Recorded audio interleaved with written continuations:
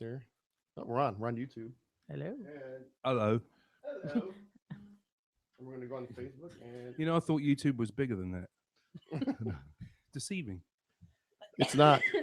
It's Don't start. My tube is bigger, but his tube Oh, is not the smaller. tube. Oh, really?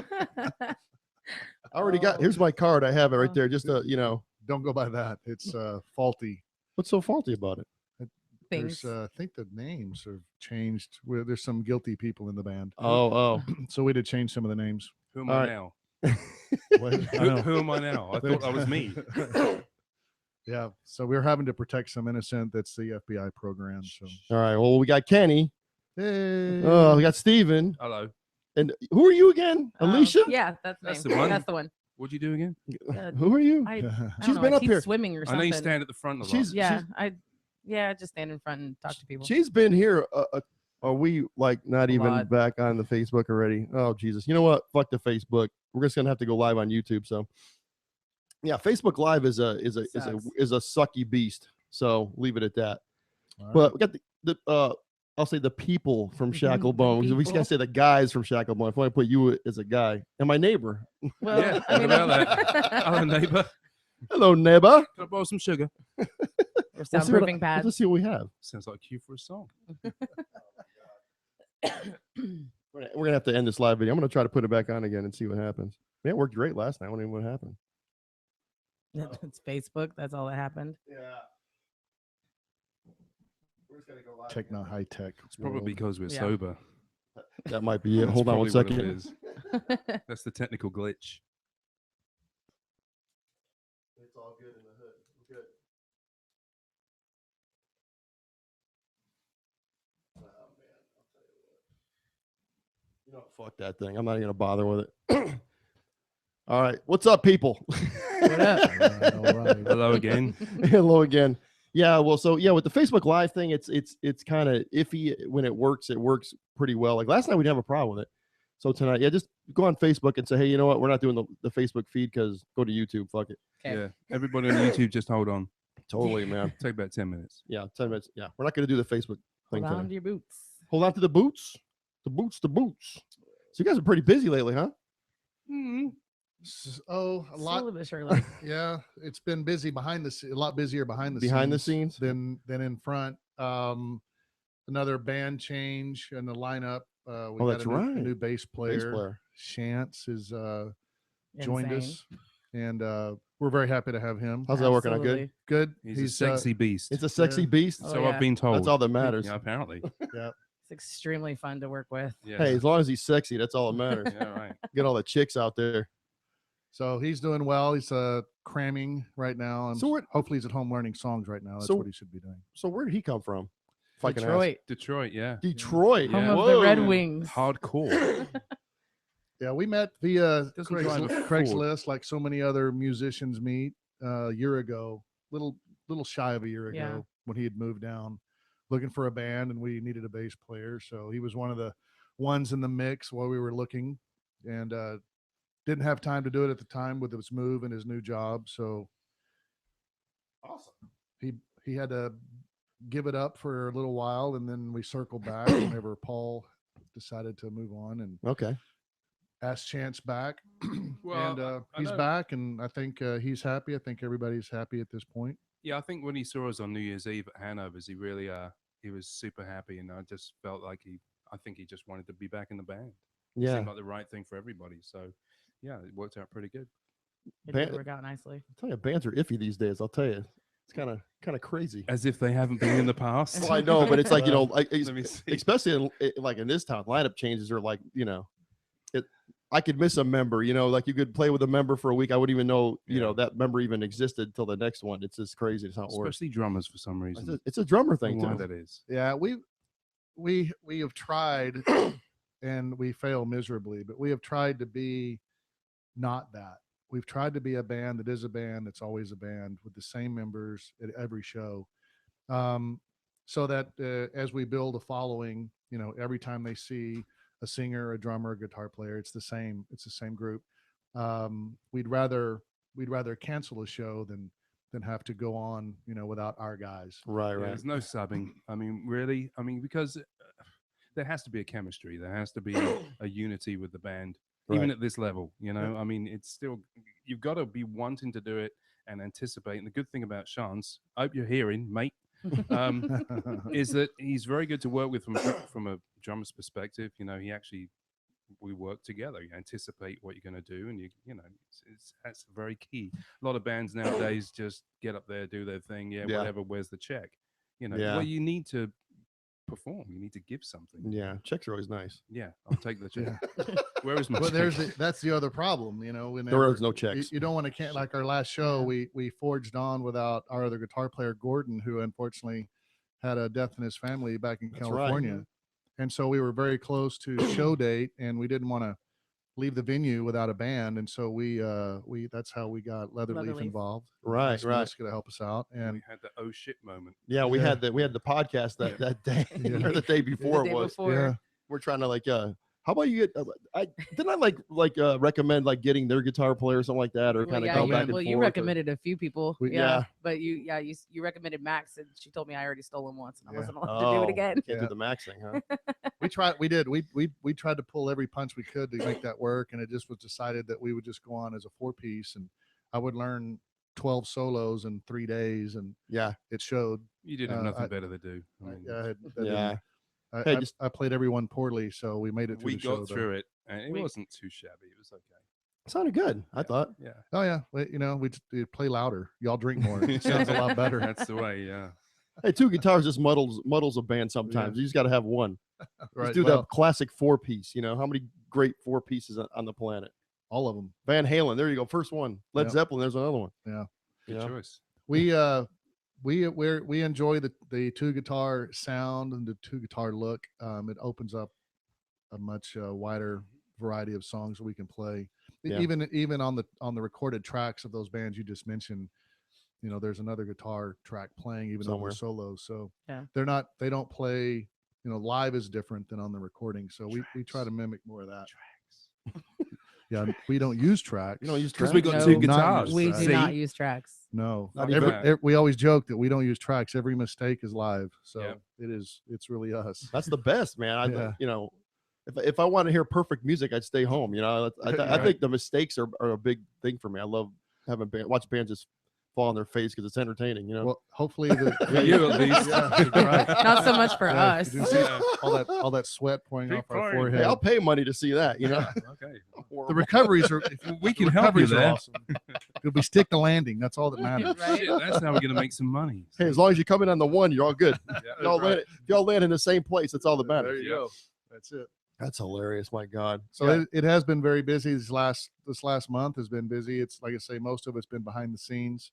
And hopefully now that we've gotten some of that dust settled, we can start being more in front of the scenes. There you go. Nice. So you guys got any books coming up or anything? Or any shows? Playing Hanover's 2 on the 18th. Is that correct? 18th of this month, yeah. And who's opening for us? I really should know this. Keep on trucking. Keep on trucking. Sounds like another song. We had I don't know how this is kind of rare in this, but you know, from the bands that we go see and the venues that we go to watch bands. But when we did the split show with Jokerville on New Year's Eve, it was really a great time for both bands. It was a great time for all the folks that came to see us, you know, to get really 2 different styles of music, both cover bands, but 2 different styles of music for one audience. Yeah. And Hanover's really like that. And so they've offered, they wanted us to do it again with another band that they have on their roster. Keep on Trucking's a 70s band. Oh, so I'm really looking forward to seeing them because that's awesome. That's the music I grew up on. Oh yeah, me too. So. That's with Paul Yoki. He's actually making the playbill flyer tonight. He messaged me on the way here. Yeah.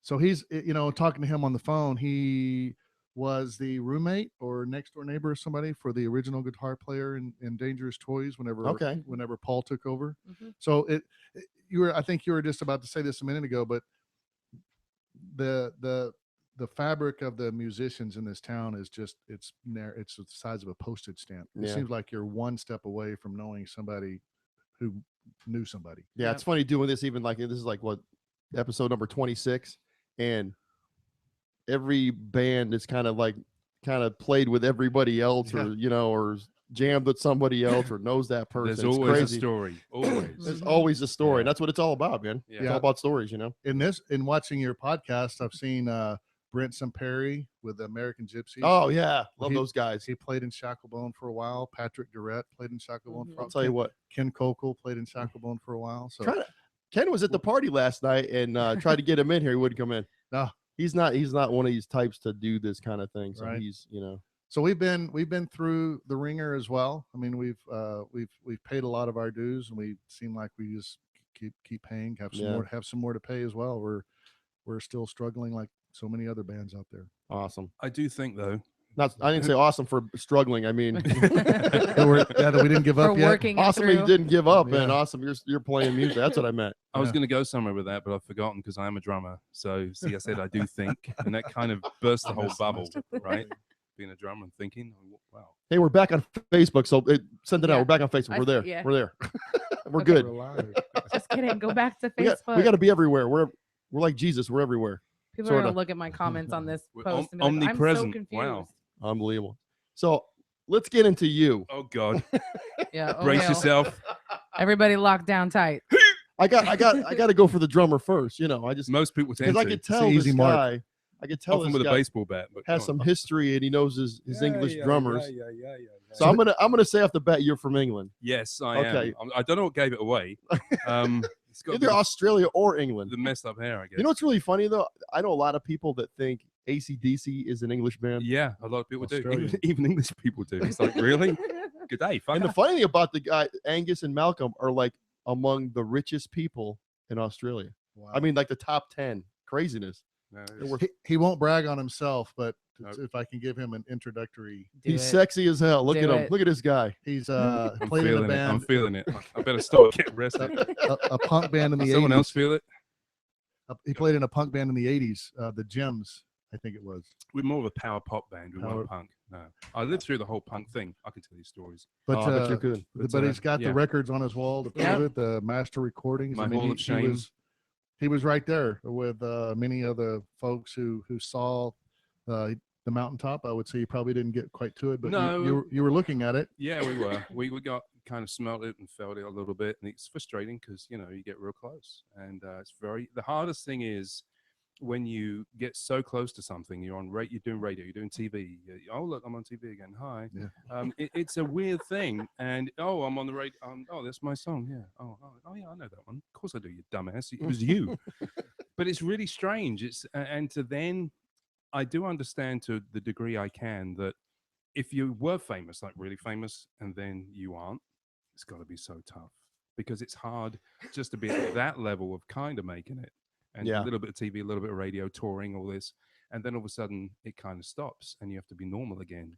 And you don't know how to be normal. And it takes a while. It's a lot of people, it's kind of like, when the troops come back, is you have this like not post-traumatic stress or whatever they call it. But, it's very difficult to adapt. I don't think you ever do. Especially in the 80s because there are how many one-hit wonders in the 80s, Yeah. And it's very strange. They're like huge for 10 minutes and then there's nothing, and then you see them on VH1. Where are they now? Yeah. That kind of a thing. Yeah. And they're working at Burger King or whatever. That's all the cliche rock and roll movies, you see like exactly that, but unfortunately a lot of it was true. And those people have to live. They work on a building site or whatever they got to do. Yeah. So was this like almost fame in England, or did you come over to like the New York scene, or? No, it was England and Europe. We actually beat. We were number one on the playlist chart in Germany above John Lennon, Eurythmics. I don't like to talk about it because it sounds like a dick, but then again, I'm a dick, so so it's okay.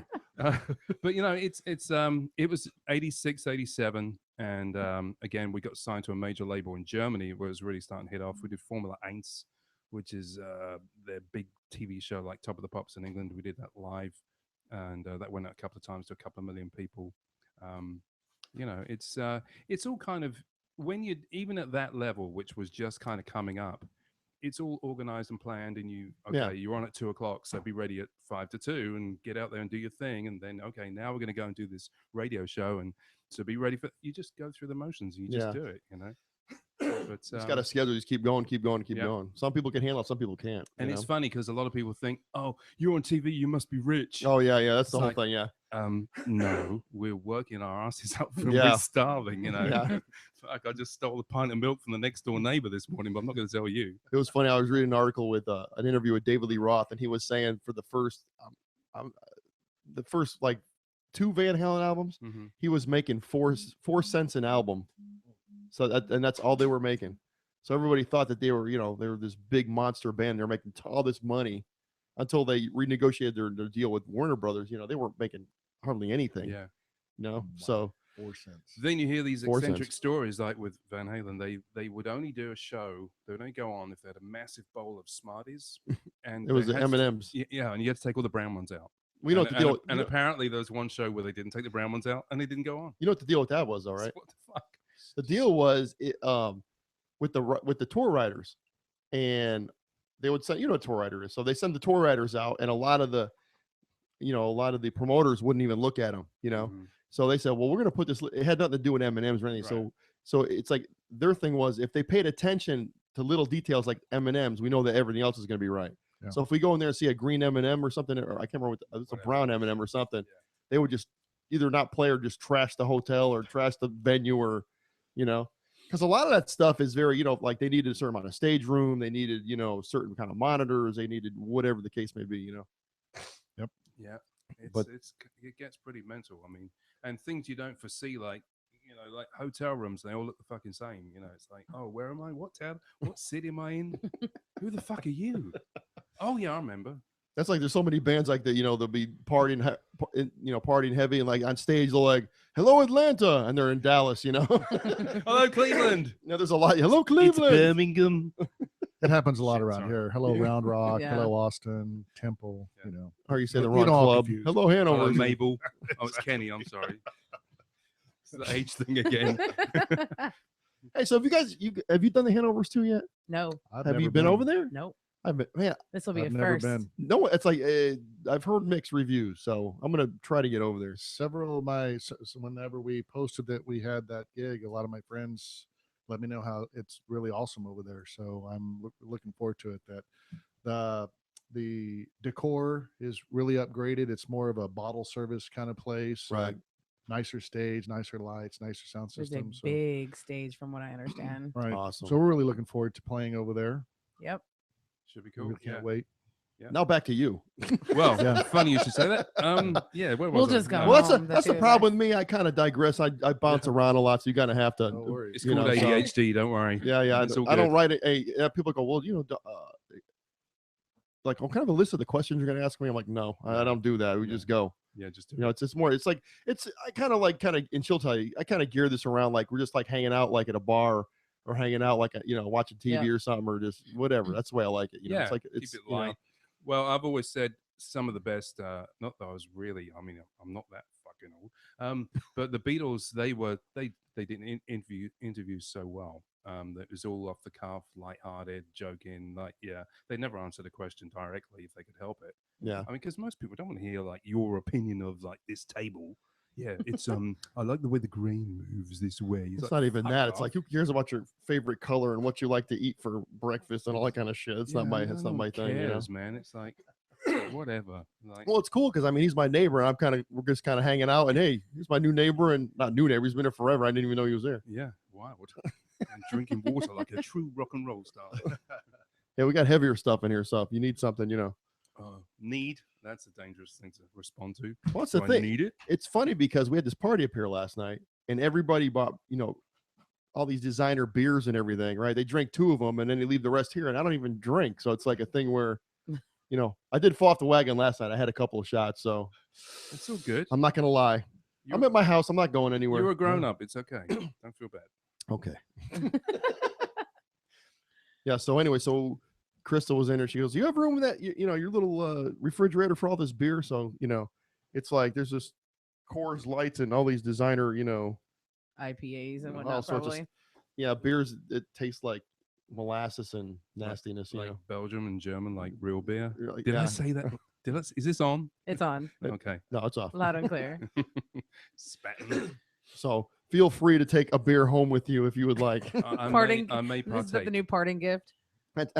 Yeah, we don't have any Tawaka tonight. We just have parting gifts of alcohol. That's of quite Oh, good. the Tawaka. Normally a greeting gift. So how did you make it over to America? If I you can know, ask?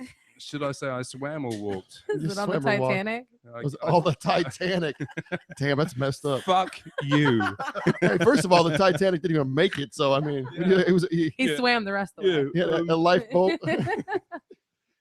Well, I got on a plane and it kind of brought me here directly. No, it was all actually, it was 1991, and it is a good story, but I'll keep it short. That's all right. Girlfriend called me up, ex-girlfriend called me up. She said, "What you doing?" I said, "What the fuck do you care?" And she said, "Well, I'm naked on a beach in Fiji." I went, "Keep talking."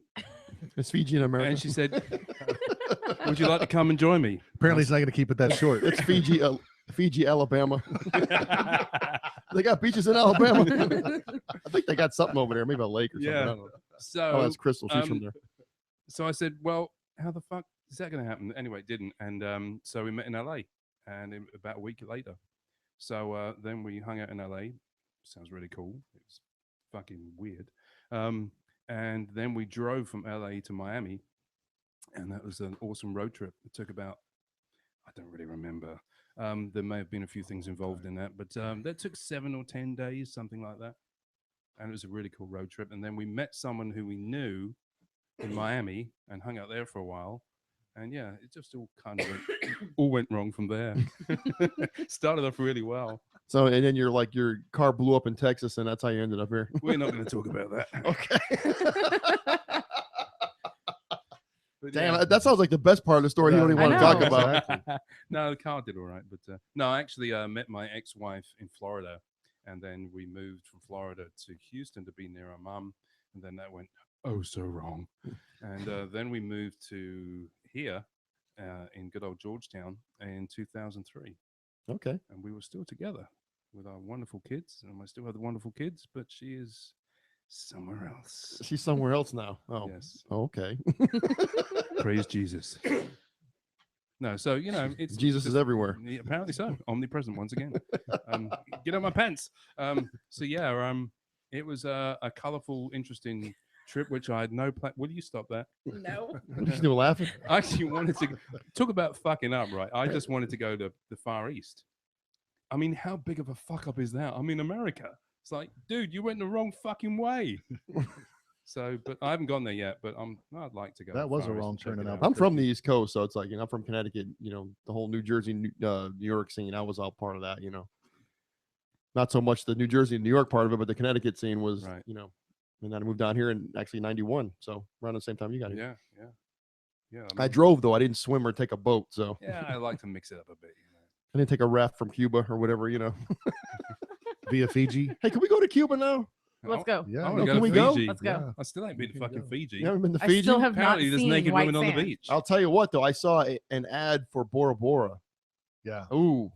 Ooh, that sounds fun. Oh my God. It's The TPs on the. yeah. That's the On you the see that, water? you saw that one too on That's Facebook. crazy. Oh my God. Yeah, I did see that. Oh, beautiful. I need to go there. If I showed it to Crystal, you probably sell the house and then Look, that water came from there. It looks like. Yeah, the water is Weird. just like the most beautiful.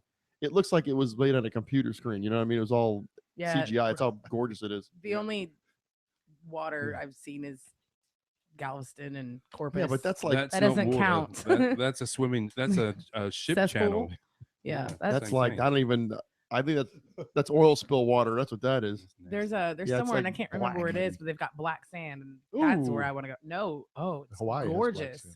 Black sand. Is that volcanic or something? Yeah, I think so. Volcanic ash sand. It's Fuck that! I'll go for the beautiful. white stuff and the surf. You can go for your black sand as much as you want. I'll hit some breakers, man. Oh my God. So when you came over, were you playing at all or? Actually, now that you mention it, I wasn't really, but I got in with an Israeli cover band because I started working. That's This different. isn't made up, okay? So I started working in the circus. How can you make this up? You fucking can't.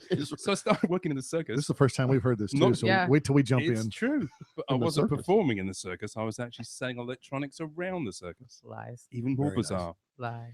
Call me cheat, call me lie. And I got involved. I was working with Israelis, and great people, so much fun, had a great time. And I met a few of them. They said, you know, you play drums, we play this, let's go out and play. So I started playing in an Israeli cover band, and it was fucking insane. So what kind of music did they play? It was a cover band. It wasn't Israeli songs we were covering. That's what I was asking. I was like, bitch learning those lyrics, I'll tell you.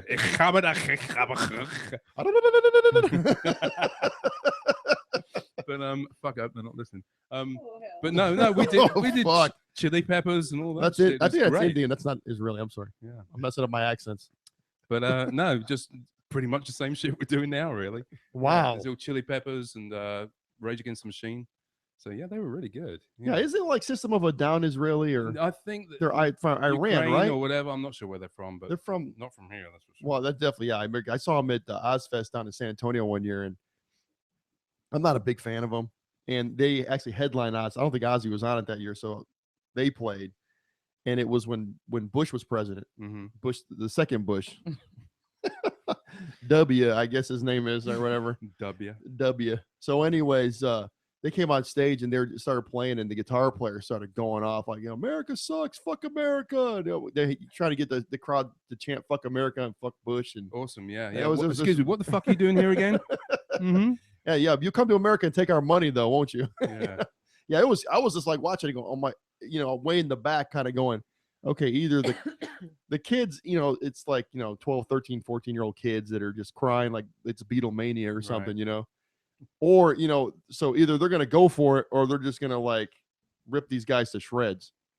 So I think they just kind of just didn't do much. It just, from what I remember, it was just kind of just, the crowd didn't do much. And it was just, the first two rows are like really badass. Yeah. Yeah.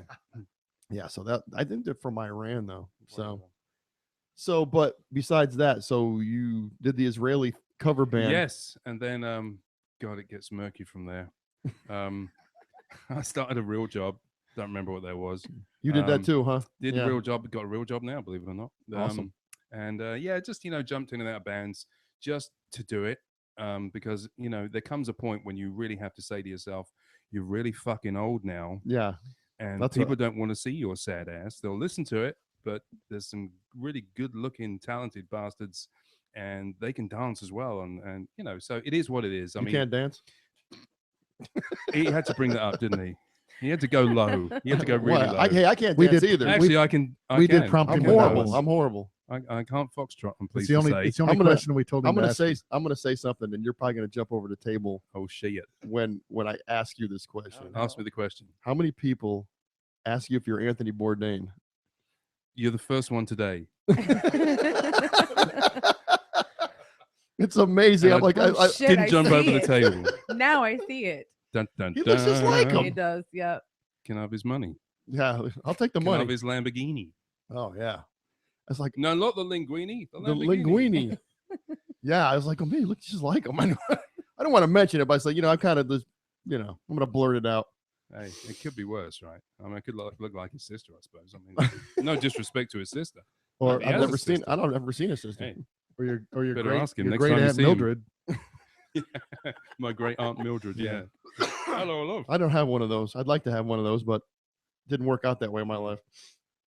So just something. I am talking way too much. Alicia. No. We're gonna get around. Okay, but no, it just I ended up moving. As I say, met my ex-wife. We moved to Houston, raised a family there, and we did that. And real job, and still doing the real job, and it's a real job, and it's a job, and it's a real job. Kill me now.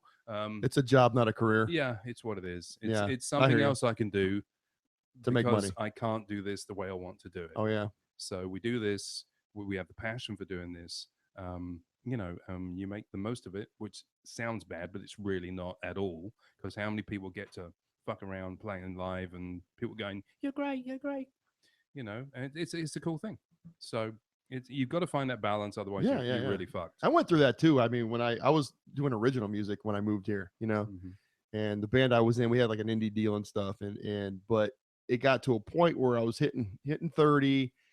And the trends were real weird. The Marilyn Manson. No, but listen. That's me in a couple months.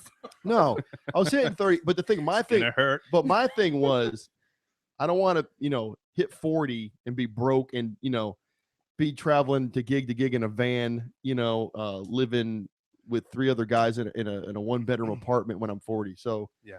So the band I was in, Fish. Yeah. So the band I was, yeah.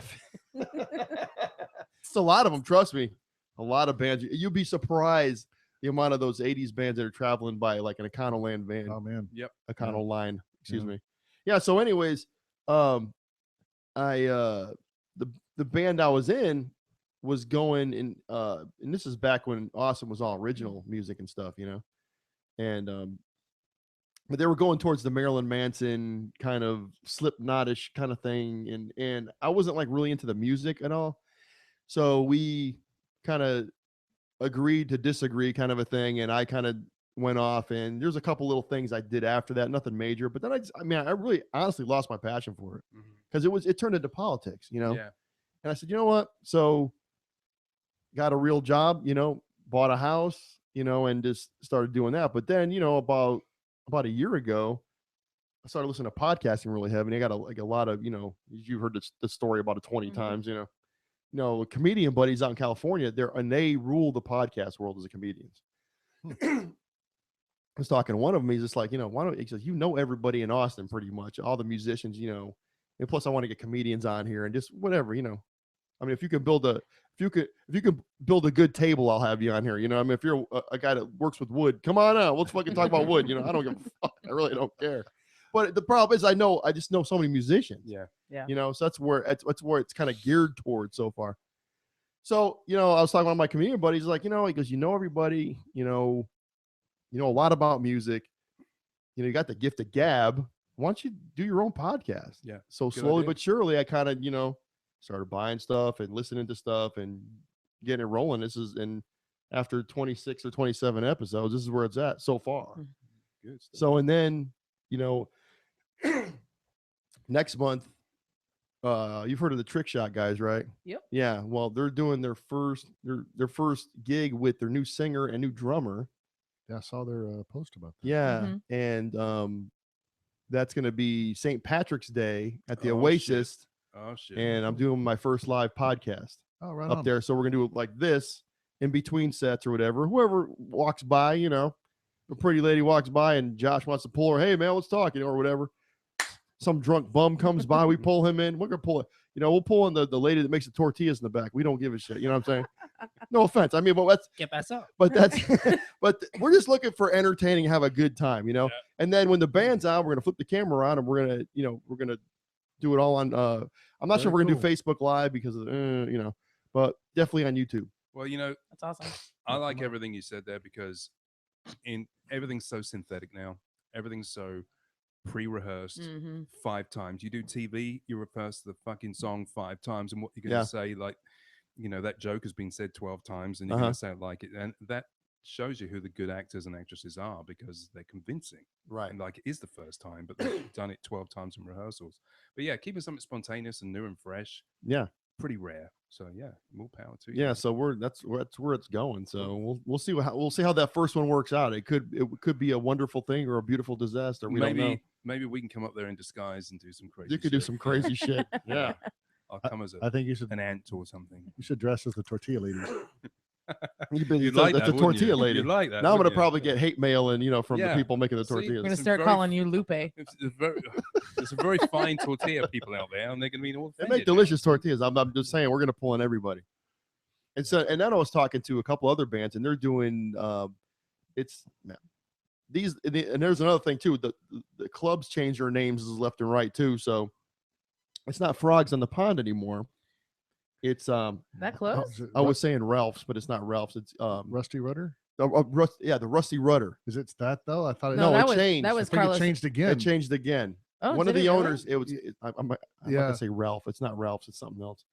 But anyways, so that's basically what happened. Is there's 3 owners. One of the owners bought the other 2 out, and then they have their own place. I got to look it up. I'm so bad with names. I can't remember my own name half of the time. So I don't even remember your name. There you go. There. On a giant cobra. Cobra. Hi, Cobra. That's and people. Have I ever told you the story about the Cobra? What the nickname is and stuff? Well, if you did, it was probably the 2 Walk a Night with Sean. Oh Jesus! Ooh. Hello, Sean Austin. Yeah, hi, Sean. Is she there? I don't know. She might be. She might be Shawnee Sean. Yeah. I don't see her in Send yet. her vibrations. Crystal's watching. Is Hi, she? Crystal. Hello, In the Crystal. next room. Yeah. Hi, she- neighbor. Hello, Crystal. The love. Hello. The love of my life. I gotta give a shout out to Crystal because she really just kicked some major ass yesterday. I mean, she was up at the crack of dawn, cleaning, cooking, making sure everything was right for the party. You And want apparently something? you were cranky. And as I was hell. cranky as fuck. I mean, I'm surprised she didn't punch me in the face or something. Still But time. There's The night is young. I mean, Smart guy though. so anyways, she did a great Take care of job, his and and I want to give her a round of applause. Bravo, Crystal. And plus, the thing about it was we did a podcast last night, and while I was in here podcasting, she was out there cleaning the whole house after the party. So I came out after an hour and 15 minutes, and the whole place was clean.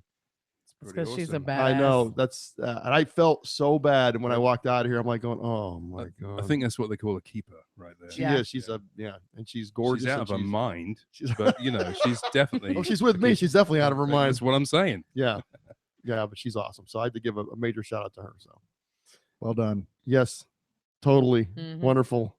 Yeah, actually, I was just looking at this card, and yeah, you definitely got. There's like what? Well, it's kind of funny. I was trying to order new cards We're about thinking of doing what fill in the happened? 2 or 3 blanks. months ago. Fill in and the then- blank. I got an idea. Why don't you then just the wheels cross the came name off. off and write it above? No, I there? was just gonna make cards with just a line. You can fill in your own name Oh, that'll work too.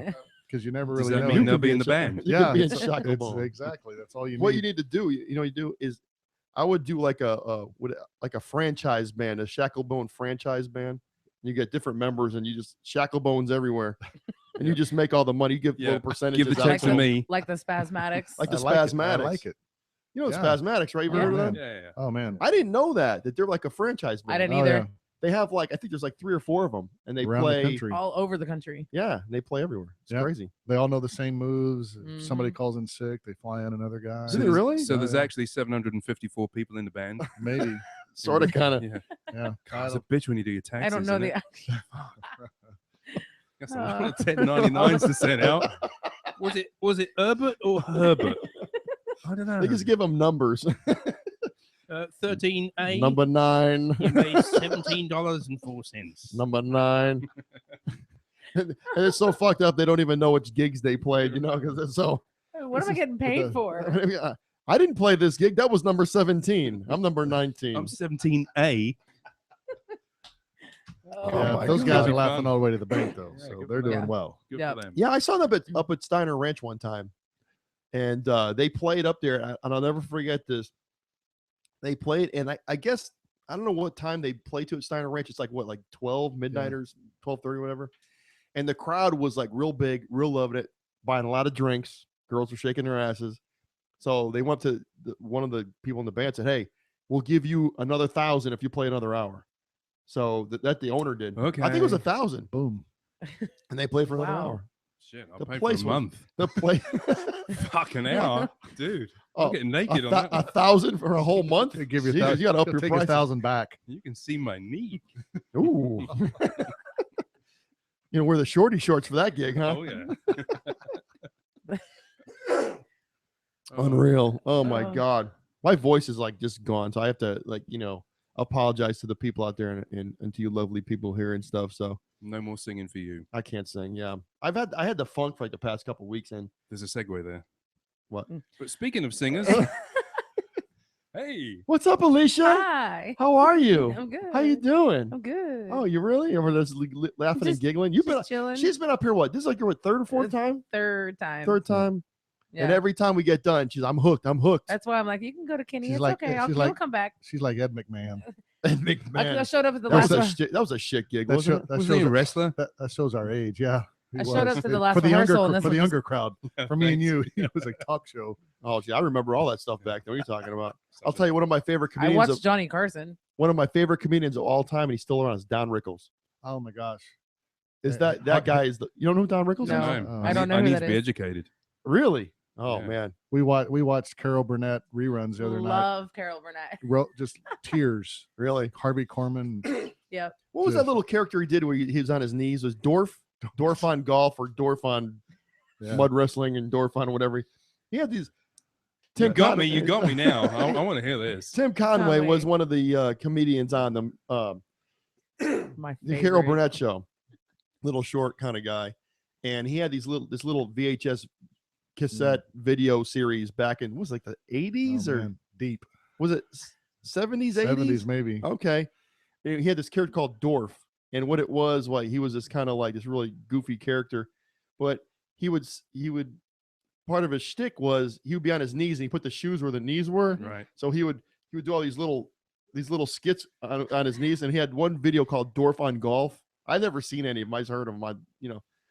At 3:00 in the morning, and for $9.99 you could have Dorf on Golf on VHS now. Call 1-800 on Golf. That kind of shit. Hilarious stuff. Yeah. So, but that was all his those whole guys. shtick. And Harvey Korman and who's the other woman on there? Oh, Our character name was like. Man, it's gonna. Somebody will text me and tell me. Yeah, somebody will tell you. Believe it or not, I have a DVD collection somewhere of all the Carol Burnett shows. They have them on DVD and stuff. Mm-hmm. Oh, yeah. Wow! Hey, they got to milk that shit, right? They were special editions. My grandmother got them for me. They got to milk that. When I was like 16. I think I'm a big English comedy fan, so I really can't. Benny Hill, Doctor Who. Not Benny Hill. That's not even tip of the iceberg of the good stuff. No. Oh yeah. Start with Monty Python and go from there. Yeah. I'm sorry. Do we have a problem? Yeah. Peter Cook and Dudley Moore, bless them. Let me guess, you're a Doctor Who fan too. You're forgiven. But here, people like George Carlin, awesome. Oh yeah, genius. He is funny. So fast, so on point all the time. Yeah, comedy. Comedy's making a big resurgence now. Thank it was kind of dead for in the 80s. It was kind of come up with Eddie Murphy and all that kind of stuff. Then it just died out. But now it's making a real big resurgence. Jeff Dye is coming to Cap City. Who? Jeff Dye. Jeff Dye. Holy shit, is he hilarious? Is he? He I think Rogan's coming back in the spring. He was talking because Alex Jones was on his podcast for you and David for 3.5 horrible hours. It was the worst. Yeah, it's gotta hurt. Yeah, it was just horrible. Sorry, for David. me. I didn't start it. For all you conspiracy theorists out there, it was probably your wet dream come true. I want to know how he gets his fucking voice to do that. Oh my god! What the fuck? He's chewing razor blades. What's he doing, man? It was just painful to watch. It was just the 3.5 hours of bullshit. Yeah, I mean, if you're into that kind of thing, whatever. But he's got to come up with stories just to to keep in business to make money. I guess he's got to sell product, right? Yeah, but anyways, he was saying because Alex, of course, is from Austin. He does a show in Austin. He was saying that so Rogan was talking to him about coming back, and he goes, "Yeah, we're going to try to come back in the spring and do something." So, sweet. And I'm hoping Joey comes with him. So if that would, it's a win-win. If Joey, awesome. well, he did last time. Yeah. So if Joey comes in, get him on the podcast, dude. Oh yeah, right. Yeah. Just do a surprise live turn up. We're here. Who the fuck are you? Yeah. I might. We'll see what happens. Yeah, that's right. I could. Hey, I love getting turned down. So Joe, do a podcast. Who the fuck are you? Come on, buddy. Unreal. Oh my god. So Kenny. So this band is your this is his little Kenny's. baby. This is your creation, right? This is Kenny's creation. We're gonna get blames me. Okay, so I'm gonna probably say some stuff that's gonna get a max. I know from her. Do it. You know how I am. What? With this band. Oh. It's like my nickname, which I think is a lot better. He loves our new catchphrase. I'm the one that came up with it. What are you talking about? Fuck, I haven't told them yet. Well, this is news to me. I didn't even know we I had haven't one. told- I didn't know we had an old one, much less a new one. When Alicia comes on, I said one of the ShackleBoners is coming on. Yeah. So it's like, so I always say like the ShackleBoners, And at the shows we what he wants us to say at the end is y'all have been ShackleBoned. Oh, right on. And I think ShackleBoner has been around a while. I think that sounds better on a T-shirt though. But here's kind of the how the band name came about. As you can imagine, this actually all started 9 years ago, the first version of this band. So we're on version about 3.0 now, 6.0 maybe. 6.0. But we were sitting, you got to, one of the things you got to have when you start a band is you need a name. So me and some of the other guys in the band, some friends, were sitting around having a cocktail, thinking up names. And so we got top 3 pretty quick. Refried Booty was the number, but you got to do me one little favor. When you rest it on the cord, like the electric goes, the current goes through and it makes a little buzzing right noise. On. Yeah, sorry about that. That's okay. You're good. Yeah, stop fucking with it, Kenny. High tech stuff here. Yeah, I know. Oh man, that was a slam. So used to it. I know. It's all right though. I got a sense of humor. So we had Refried Booty, but you got to find the domain name. You got to get a website. Oh, So believe it or not, Refried Booty was taken. So okay, Wow. we moved on. Whisker Biscuit was next. Whisker Biscuit. Also taken on the domain name. And you wonder why you never made it. I saw a band name last night of Whisker Vaginal Biscuit. Bear Trap. What's called what? Yeah, Bear I Trap. found a band name last night coming to, I think, the Texas Smiths called Vaginal Bear Trap. And I went, that's a real name? That's a fucking awesome name. Why aren't they famous? Hey, I thought steel toe birth control was bad. Yeah, way to go, Andrew. When he told me that name, they came up. I told David that name when we had a good time with those guys. When Michael and Andrew told me about steel toe birth control, and I told David went, what? And he was online. He had Great. these patches made up that said steel toe birth control, and he was selling them for $2 a piece. And I'm like going, yeah, I would really. Hey, it's good to be young, you know, because I mean, when I was at that age, we had some crazy ass, did some crazy ass shit. Yeah, you know what I'm saying? All the power to them. They were a lot of fun when they came up here, and so you know. So then I'm sorry. That's okay. The band name came from a good friend of ours who is Mr. Shackle. Yeah, Mr. Bone. He was not. He was the guy. I didn't go there. He was, but it comes from that. You were on the right track. He was the guy that was not afraid to, in fact, would be the guy that would stay at the bar the longest to try to go home with just anybody would do. So he was that guy. And the last girl standing would be the girl that he would get, try to get to go home. So one particular morning, he stumbles out of the bedroom and announces to everyone that's in the living room. This is a story he told to me. I wasn't there. Were these his backups he brought with him in the living room? No, these were his friends, probably wondering what the hell he was doing. But he walks out and he says, "Man, that was a ShackleBone." And so we were telling that story, and we thought, let's check and see if that domain name is available. Sure enough, damn, you were scraping the bottom of the barrel. ShackleBone was available. So ShackleBone we became. Right ShackleBone. Wow. So but then that's giving me a new vision. The problem is you can't tell that story and take yourself seriously. You just told the fucking planet. I know, ShackleBone. So then we had to look troops it up. are watching. If you go right, but it actually is the shackles that you would put. They would go on your wrist bone. So your ShackleBone is actually your wrist bone. That's the G-rated version. The G-rated version. So what does that say about us? You're from the R-rated version. Trust me. Alicia, are you the shackle or the bone? So I guess you're the shackle and you're the bone. Yeah, exactly. That's a good question. Well, how about I don't know which one he's called the I band am. Shackle and the Bones. That'll work too. So that's how we came up with the name, and it's been a lot of work since. More than I ever care to tell you. Hey, bands it usually happens like that, you know? So yeah. So it's been 9 years then, huh? Here was the coolest thing. I have to tell you this story. Okay. She might be watching Nikki Hampson. She was a graphic artist intern at UT, and she designed this for us. She gave me six. She said she'll do 16 templates, and I get to pick one. This is number 3. That's very cool. And it was. I said, you don't need to do any more. So that started as our logo, and gosh, that was so many years ago. We've gone through so many members and so many songs and so many venues and ups and downs and quits and starts, and just like every other band, we were talking on the way over here. So many of the bands that do this, the guys that do it for a living, there's, my very good friends in Rat Ranch. They've been doing this for 20 years. I've known those guys for 20 years, really? I think wow. Rat Ranch is 20 or 22 years. They'll be here this weekend. Yeah, they will. Yeah, Rat Ranch this weekend, probably at Sherlock's. Come out and see them. We'll be there. Wow. I've known those guys for forever, and the guys in LC Rocks we've known since 2000. So I've known those guys forever. Yeah. These guys that do this for a living, and the amount of energy and effort that goes into making it a success is just mind-boggling. And we try to do it on a part-time basis. Having full-time jobs is on the side, because I think this overtakes your life. Oh yeah, and the time is just unbelievable. Even with this little thing right here, a lot of time is spent, believe it or not. And the worst part about it is booking people. Everybody wants us there that day.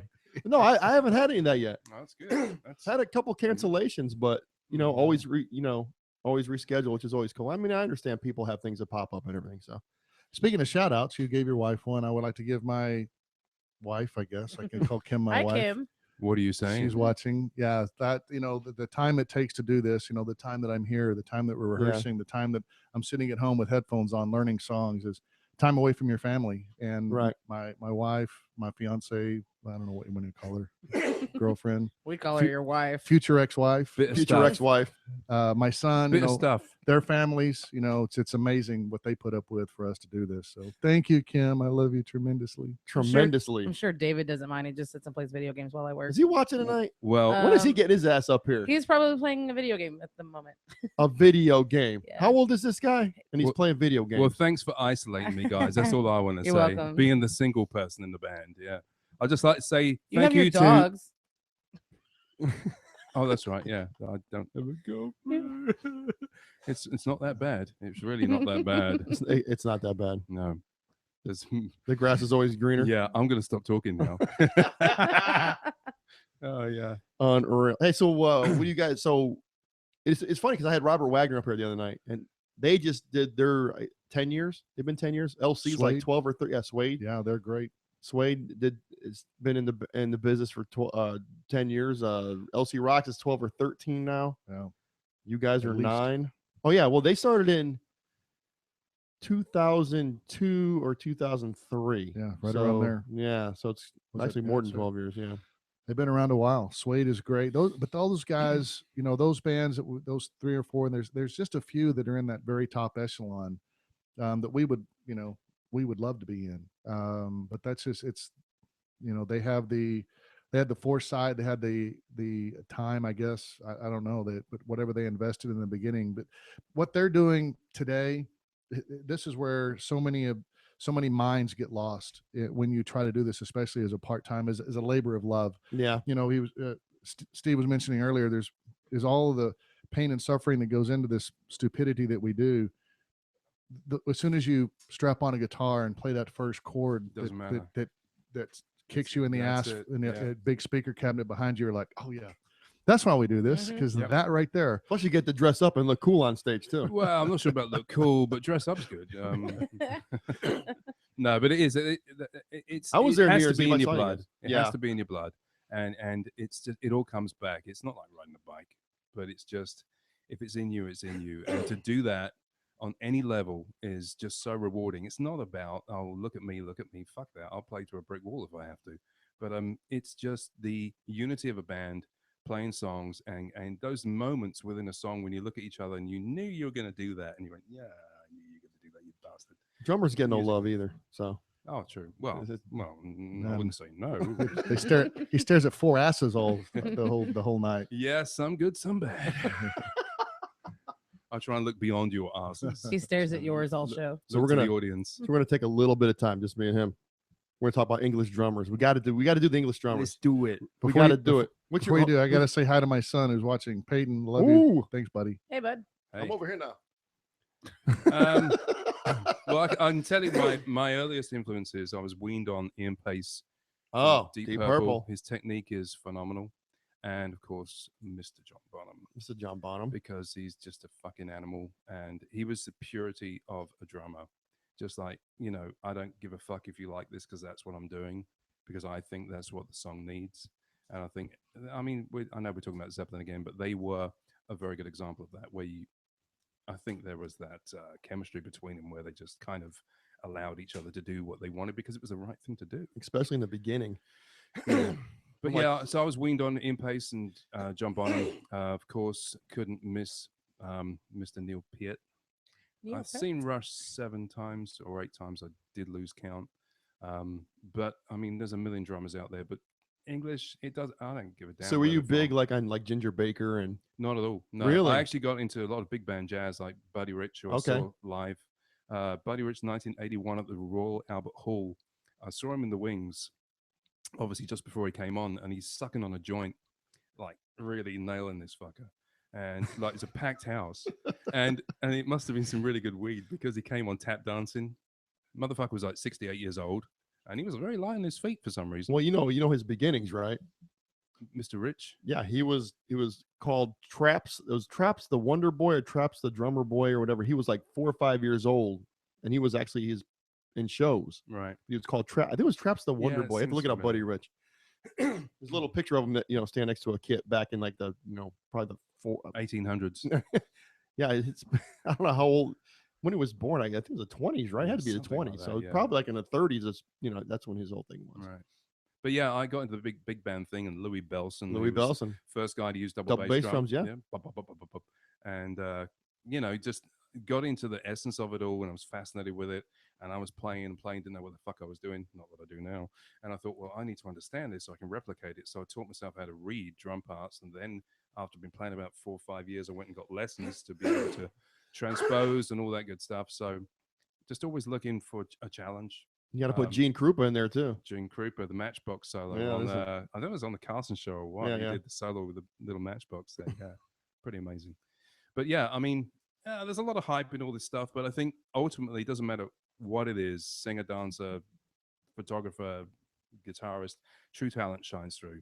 Yeah. So if you put yourself out there, eventually you're gonna break it because it's undeniable. I'm a big fan of the old British invasion bands. The Who, the Stones, the Beatles, and Mr. Moon. Come on, we can't not talk about Keith Moon. But to me, that music, especially either the Who or Zeppelin, to me the drum parts were just so free. Like you'll never see another drummer being recorded like Keith Moon again. Keith Moon and Ginger Baker. I mean, he had more of a jazz influence, but nevertheless, they were so flamboyant in every way, musically and as people, especially Keith Moon. But I mean, you're never going to see that again because the producer's going, "What the fuck you doing? You can't do that." The thing is, I guarantee when they recorded him, he never played the same thing twice. Never played it twice. So it's like just an animal, absolutely, and just left way too quick. I mean, he was like 32 or something when he died. Something crazy. Yeah, and I mean, he looked like he was about 50. He was all bloated from alcohol and whatever else he was doing. Well, I've always said for me, same thing with Bonham too. The little bit I experienced. I mean, this is all bonus right now because even the small time I had, if you like, I mean, this is all bonus. I should not be breathing right now, and many people probably wouldn't want me to be breathing right now. But so it takes it out. It really takes its toll. I mean, I can't go into too much detail. Oh, yeah, but when we've heard the stories. When you're doing lots of things, when you're doing lots of shit in more ways than one, it really takes its toll. And sleeping is something that happens if you're really lucky. Wow. If you're in a place where you can, because generally you can't, and you're not given the opportunity. Yeah.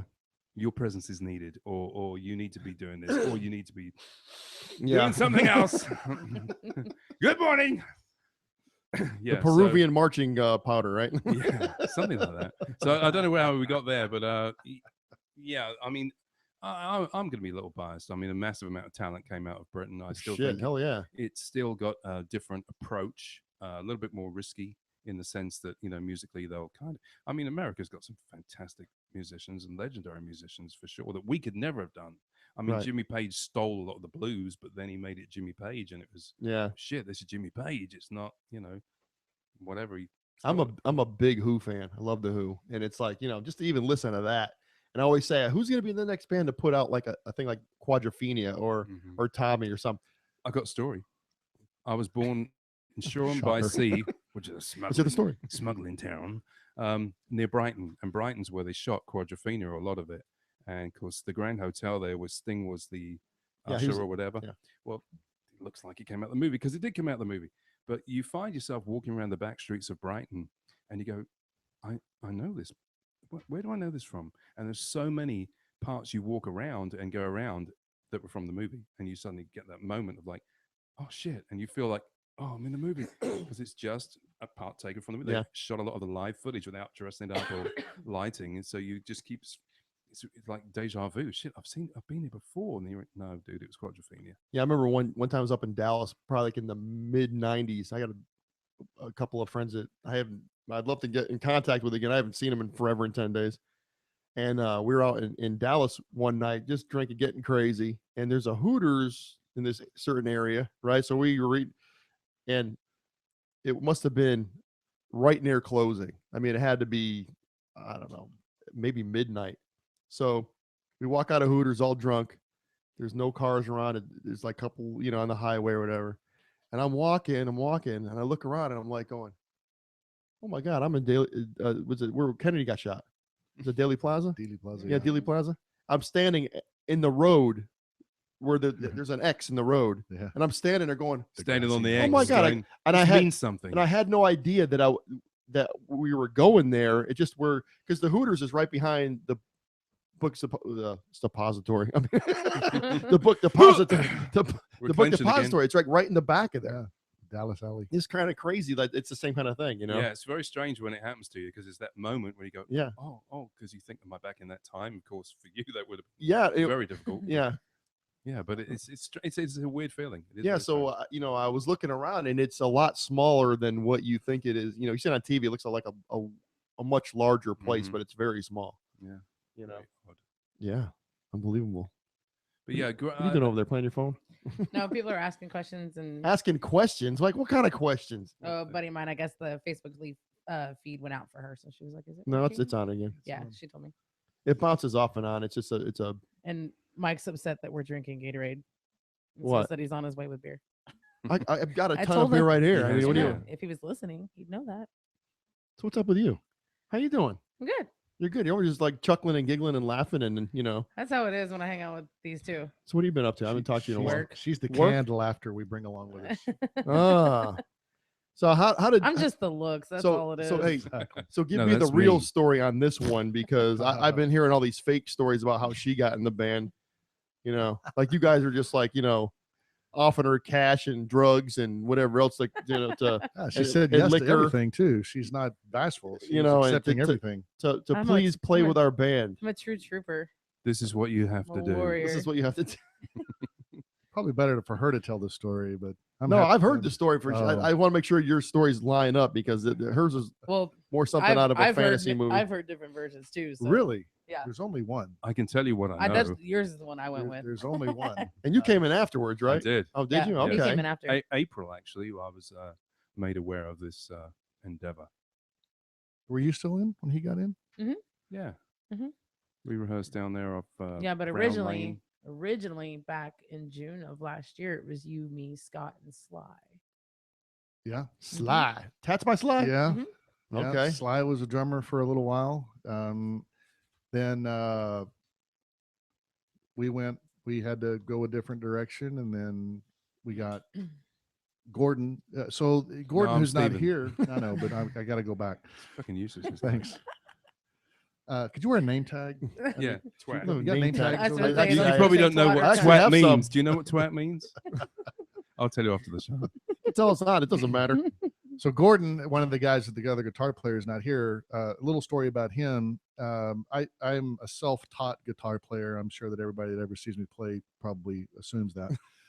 And I'd never, thanks. I never took a lesson.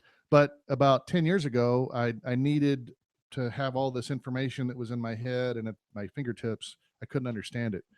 Then I met Gordon, who is a guitar instructor, and that's how we met. He probably 6 or 8 lessons just on music theory, and light bulbs, started flashing, and it was amazing that I could tie the physical parts of the guitar into the musical theory now. And that really helped me understand music and actually want to play more of it. And since then, I've always wanted Gordon and I to be in a band together. I've harassed him for 10 years to be in a band, and he finally succumbed to my aggression. And he got in this, he joined this band. And it was about that time that Sly went his own way, and Gordon knew Stephen from a previous band that they'd been in. And so Stephen and I talked on the phone for about 2 minutes and was like, yeah, you're the guy. So that's how they got in. And he would play for free. Yeah. And a few favors. Yeah, exactly. A few favors. So, we made promises we couldn't keep, but they stayed so far. And Alicia, we had our differences for a minute, and so we parted ways for a moment, but we remained friends. It's obviously fine. The best thing about that adventure is going back to a while back in our original conversations, where the fabric of this music community is so tightly woven. We remained friends. We stayed in contact, and said, we always want you to be part of this band in some way. who knows what's going to happen down the road? And sure enough, down the road always happens. And so circumstances present themselves, and boom, here she is. Yeah. Yeah. Yeah.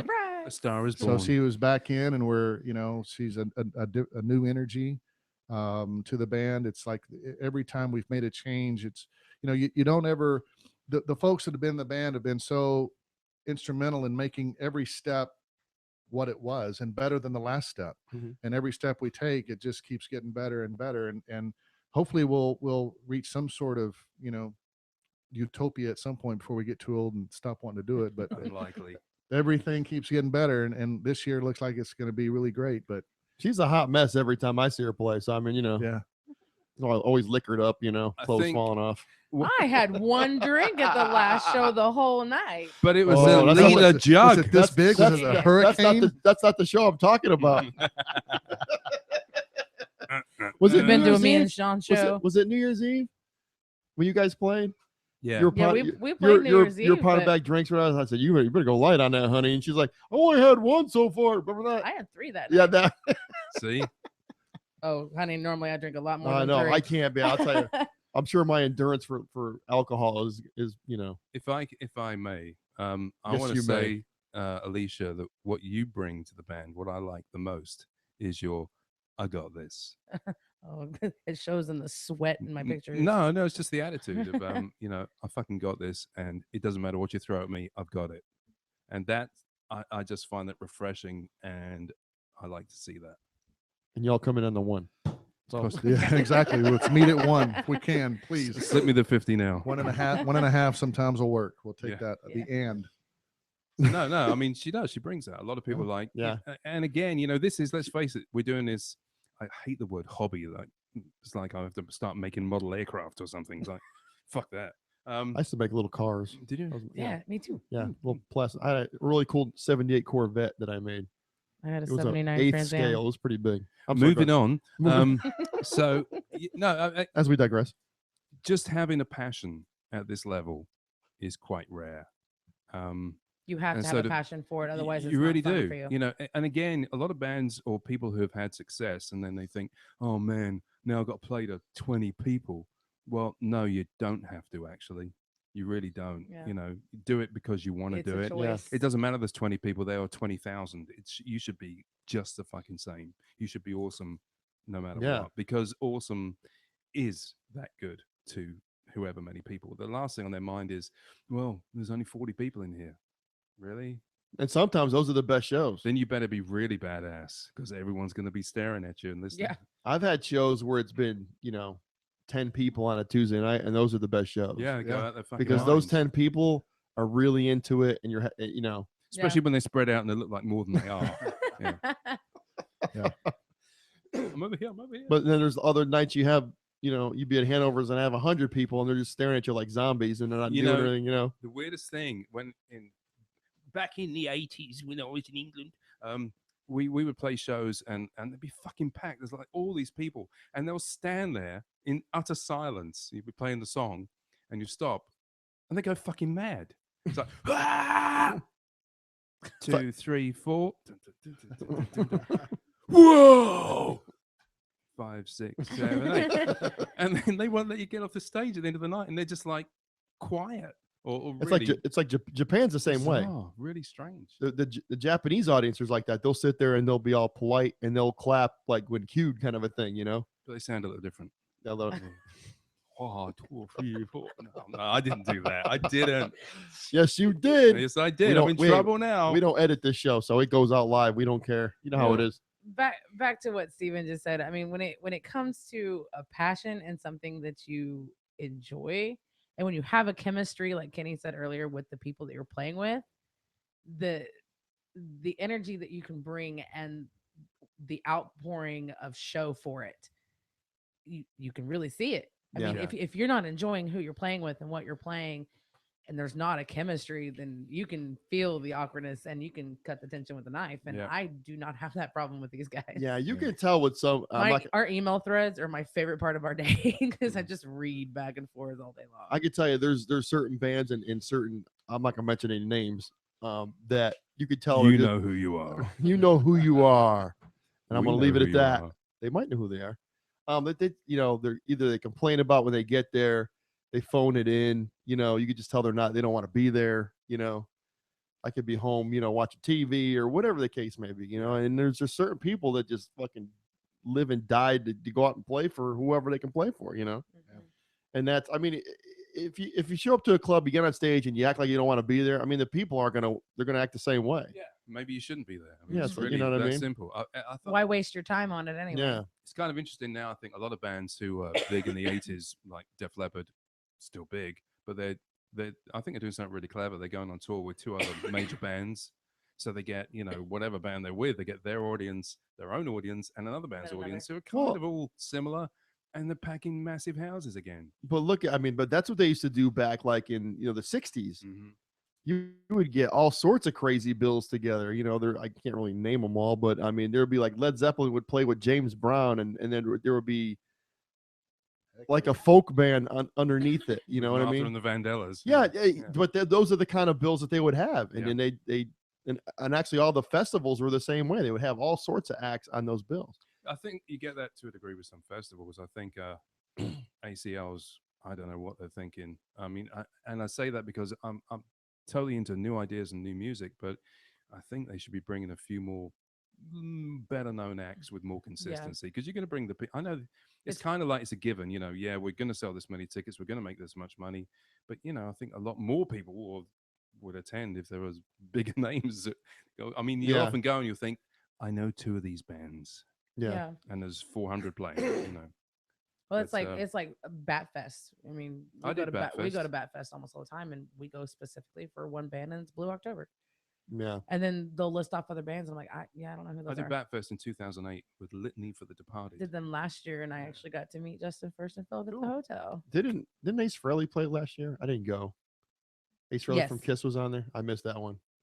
I don't know what I was doing. Something that I don't. Seek I don't Irony remember. was there. But that's the great thing Puddle of about Mud was Austin. I there. mean, everybody that comes, and it's funny because, like I said, I got friends in California, and one of my buddies came in and played Cap City for 5 sold out shows, and he brought his little buddy with him, and you think California is just this magical place. They live in Hollywood, this is magical place where there's celebrities, and it's so wonderful and it's great, but they come here and they fall in love with Austin. It's like, and you would think it would be just the opposite. I can't wait to get back to LA. They say the food sucks out there.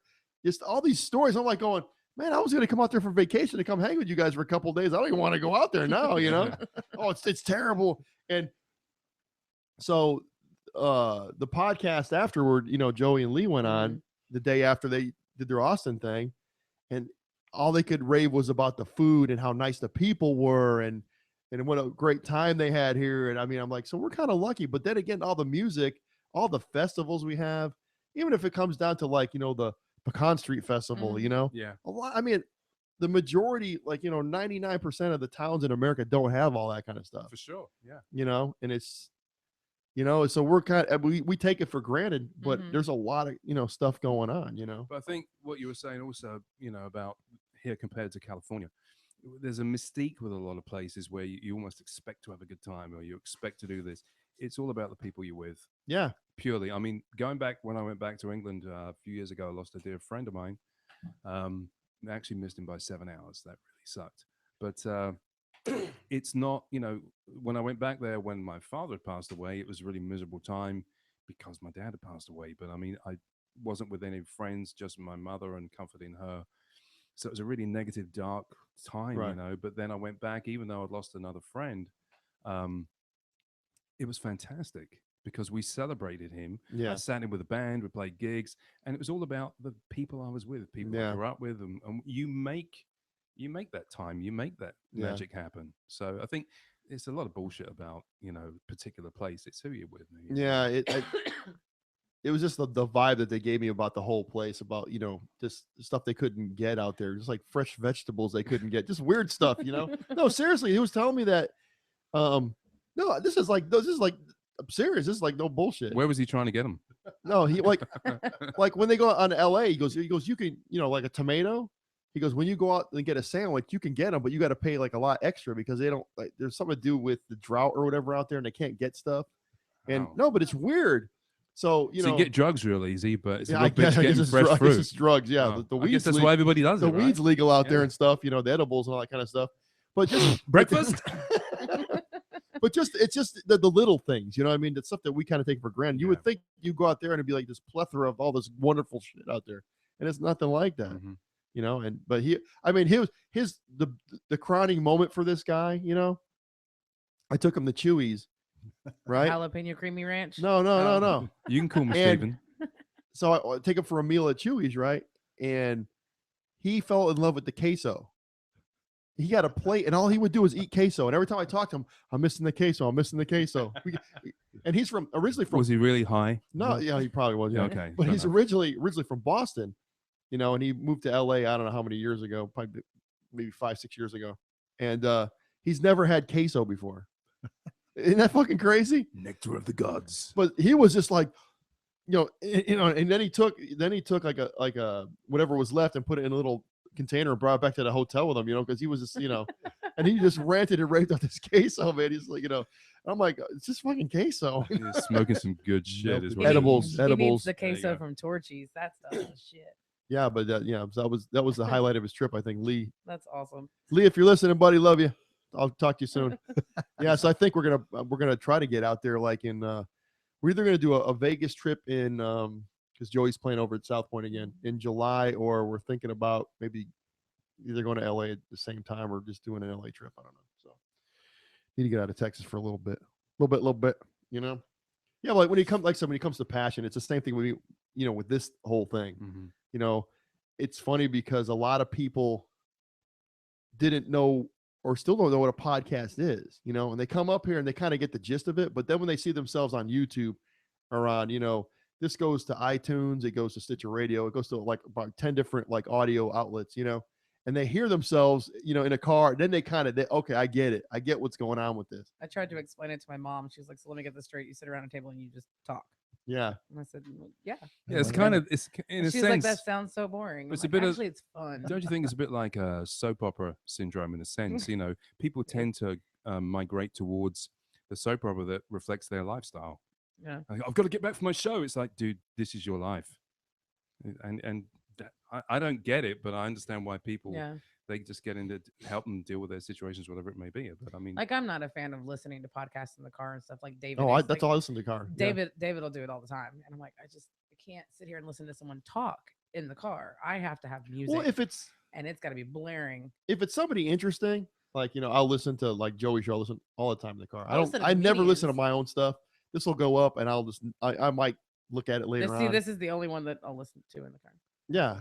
Oh, yeah, Yours. right. Sure. Okay. I've done it twice. you're so shallow. Try to butter my muffin like that. Okay. I don't have a muffin, but you know what I mean. I started to say, you got something you want to share? Hey, now. You can spread my toast, but that's a different thing Hey, altogether. ooh, spread the toast. You can butter my crumpet if you want.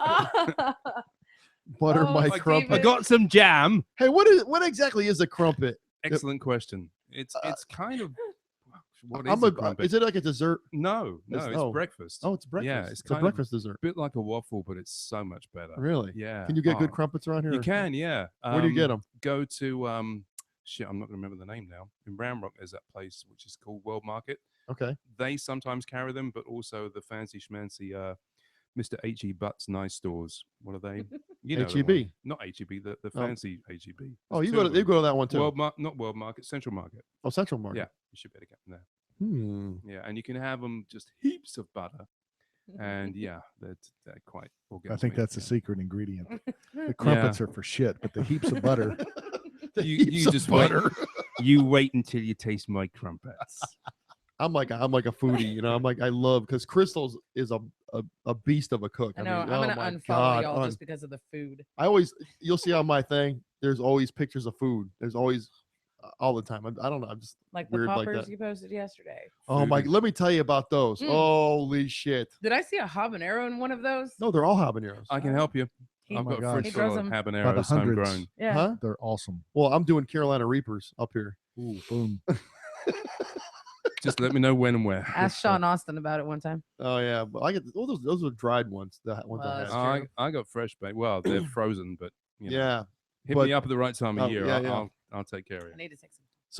So what I make, I call them the widow makers. So basically what they are is I take 2 habaneros, hollow them out, kind of put it one inside of the other. So I either take shrimp, chicken. I usually do shrimp or chicken. And what I do is I'll take the shrimp and I'll marinate it. And it's this hot sauce called Mad Dog 357. Yep. Yeah. Familiar. And I marinate that in there, Matt right? Let it sit for a Rogers. while. Right. Then I stuff that inside the 2 habaneros. Then I wrap it in bacon. I did pepper bacon this time. And then you grill them. And I'll tell you what, man, my back end was burning like But you do believe in God, though. Yeah. Because once you experience food like that, you think there is a God. See? Yeah. So I made like 3 dozen of them on the grill yesterday. And you know, they were fucking hot. They were That's just, what I I mean, heard. they That's what were I read. fucking, they were hot.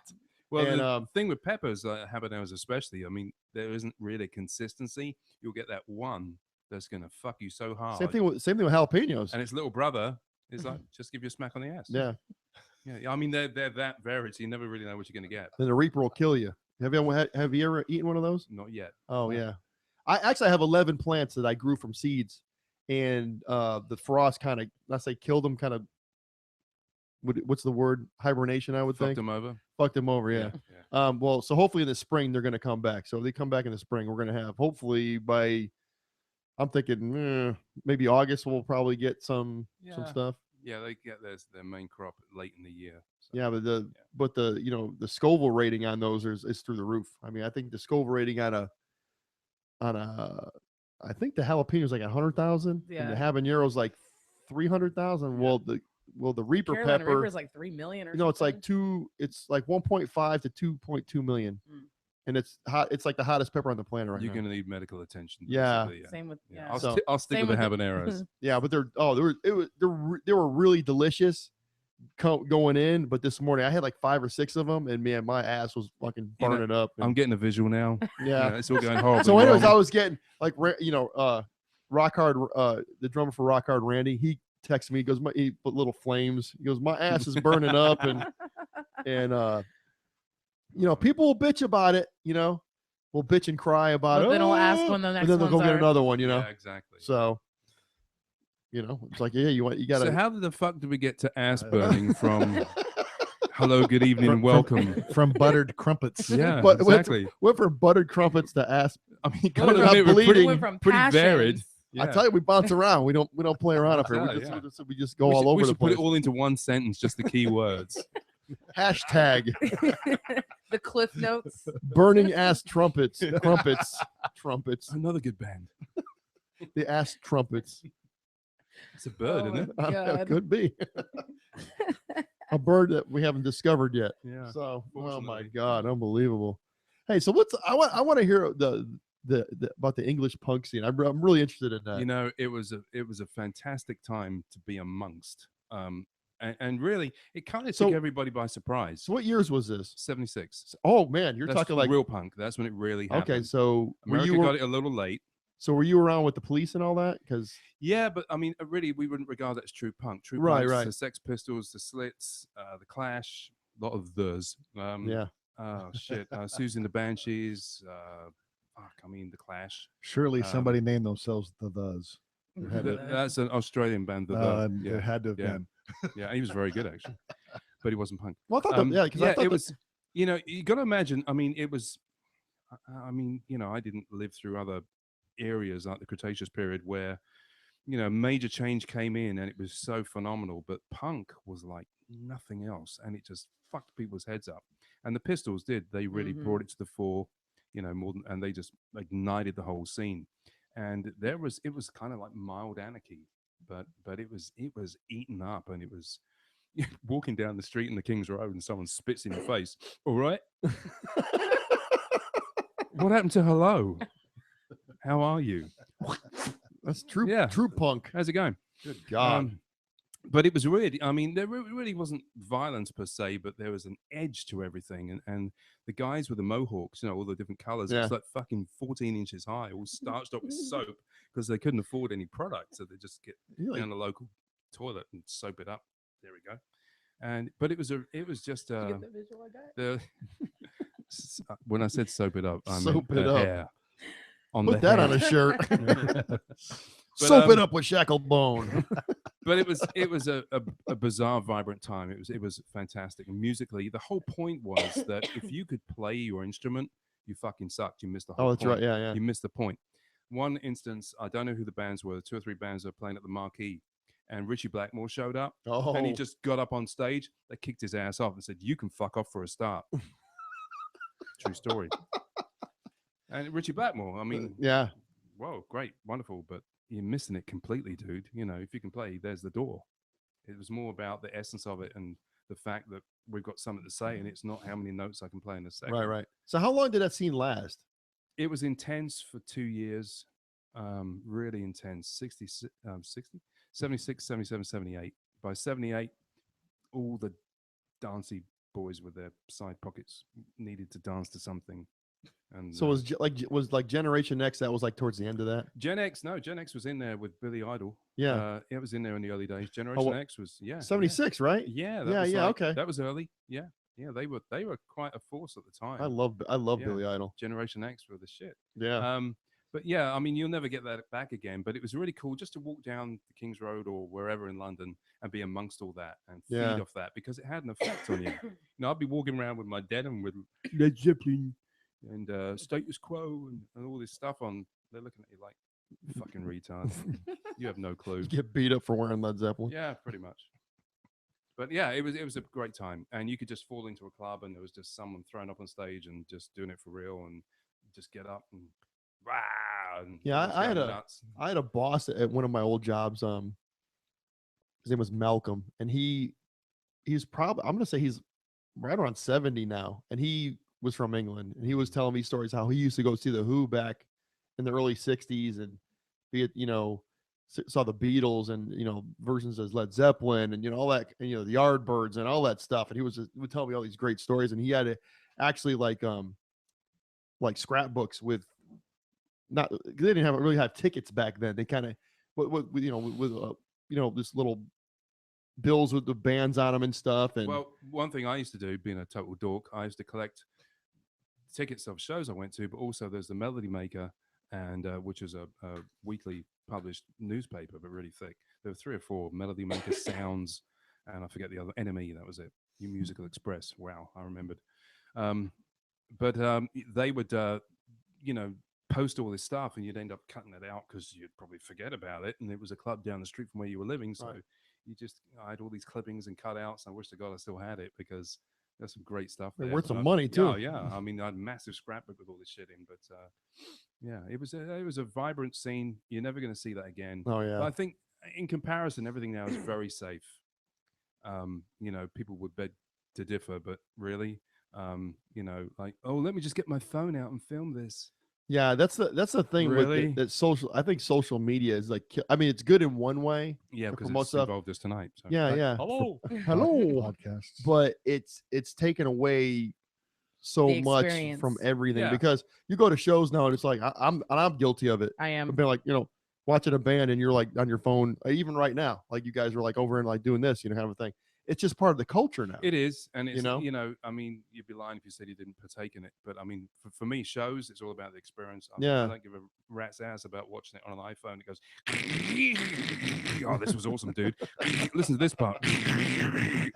No, it sounds like shit. See, when I go to shows, it's not like big shows. It's not normally the videos that I'm doing for me. It's the thousands upon thousands of pictures I'm taking. Oh, And David, we went to see Rob Zombie with Korn, and in this moment last year, and I took probably a good 346 Jesus pictures. Christ. Well, I mean, and I do multiple photos so I can weed out the shitty ones and then put up the good ones. And That's a lot of damn pictures for a show. but It Rob is. Zombie brought up a very good point, and he walked through the crowd and Put away your goddamn phone. he asked, You the fucker with the camera? he did ask, he said he did ask, if there's one song that you don't put your fucking phone out for, this is the one, turn it off. And it was, of course, the one song I wanted fucking video of, but whatever. But I mean, it controls us. Yeah, And I'm super guilty of it.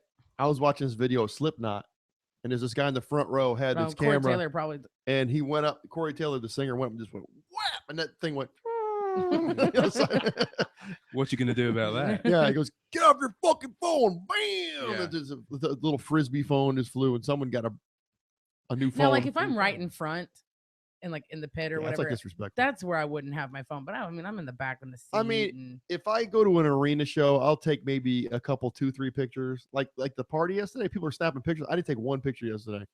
Thank God for everybody else that took pictures because I didn't take it. I'm just not, Yeah. I'm all about the experience. I'm all about Yeah.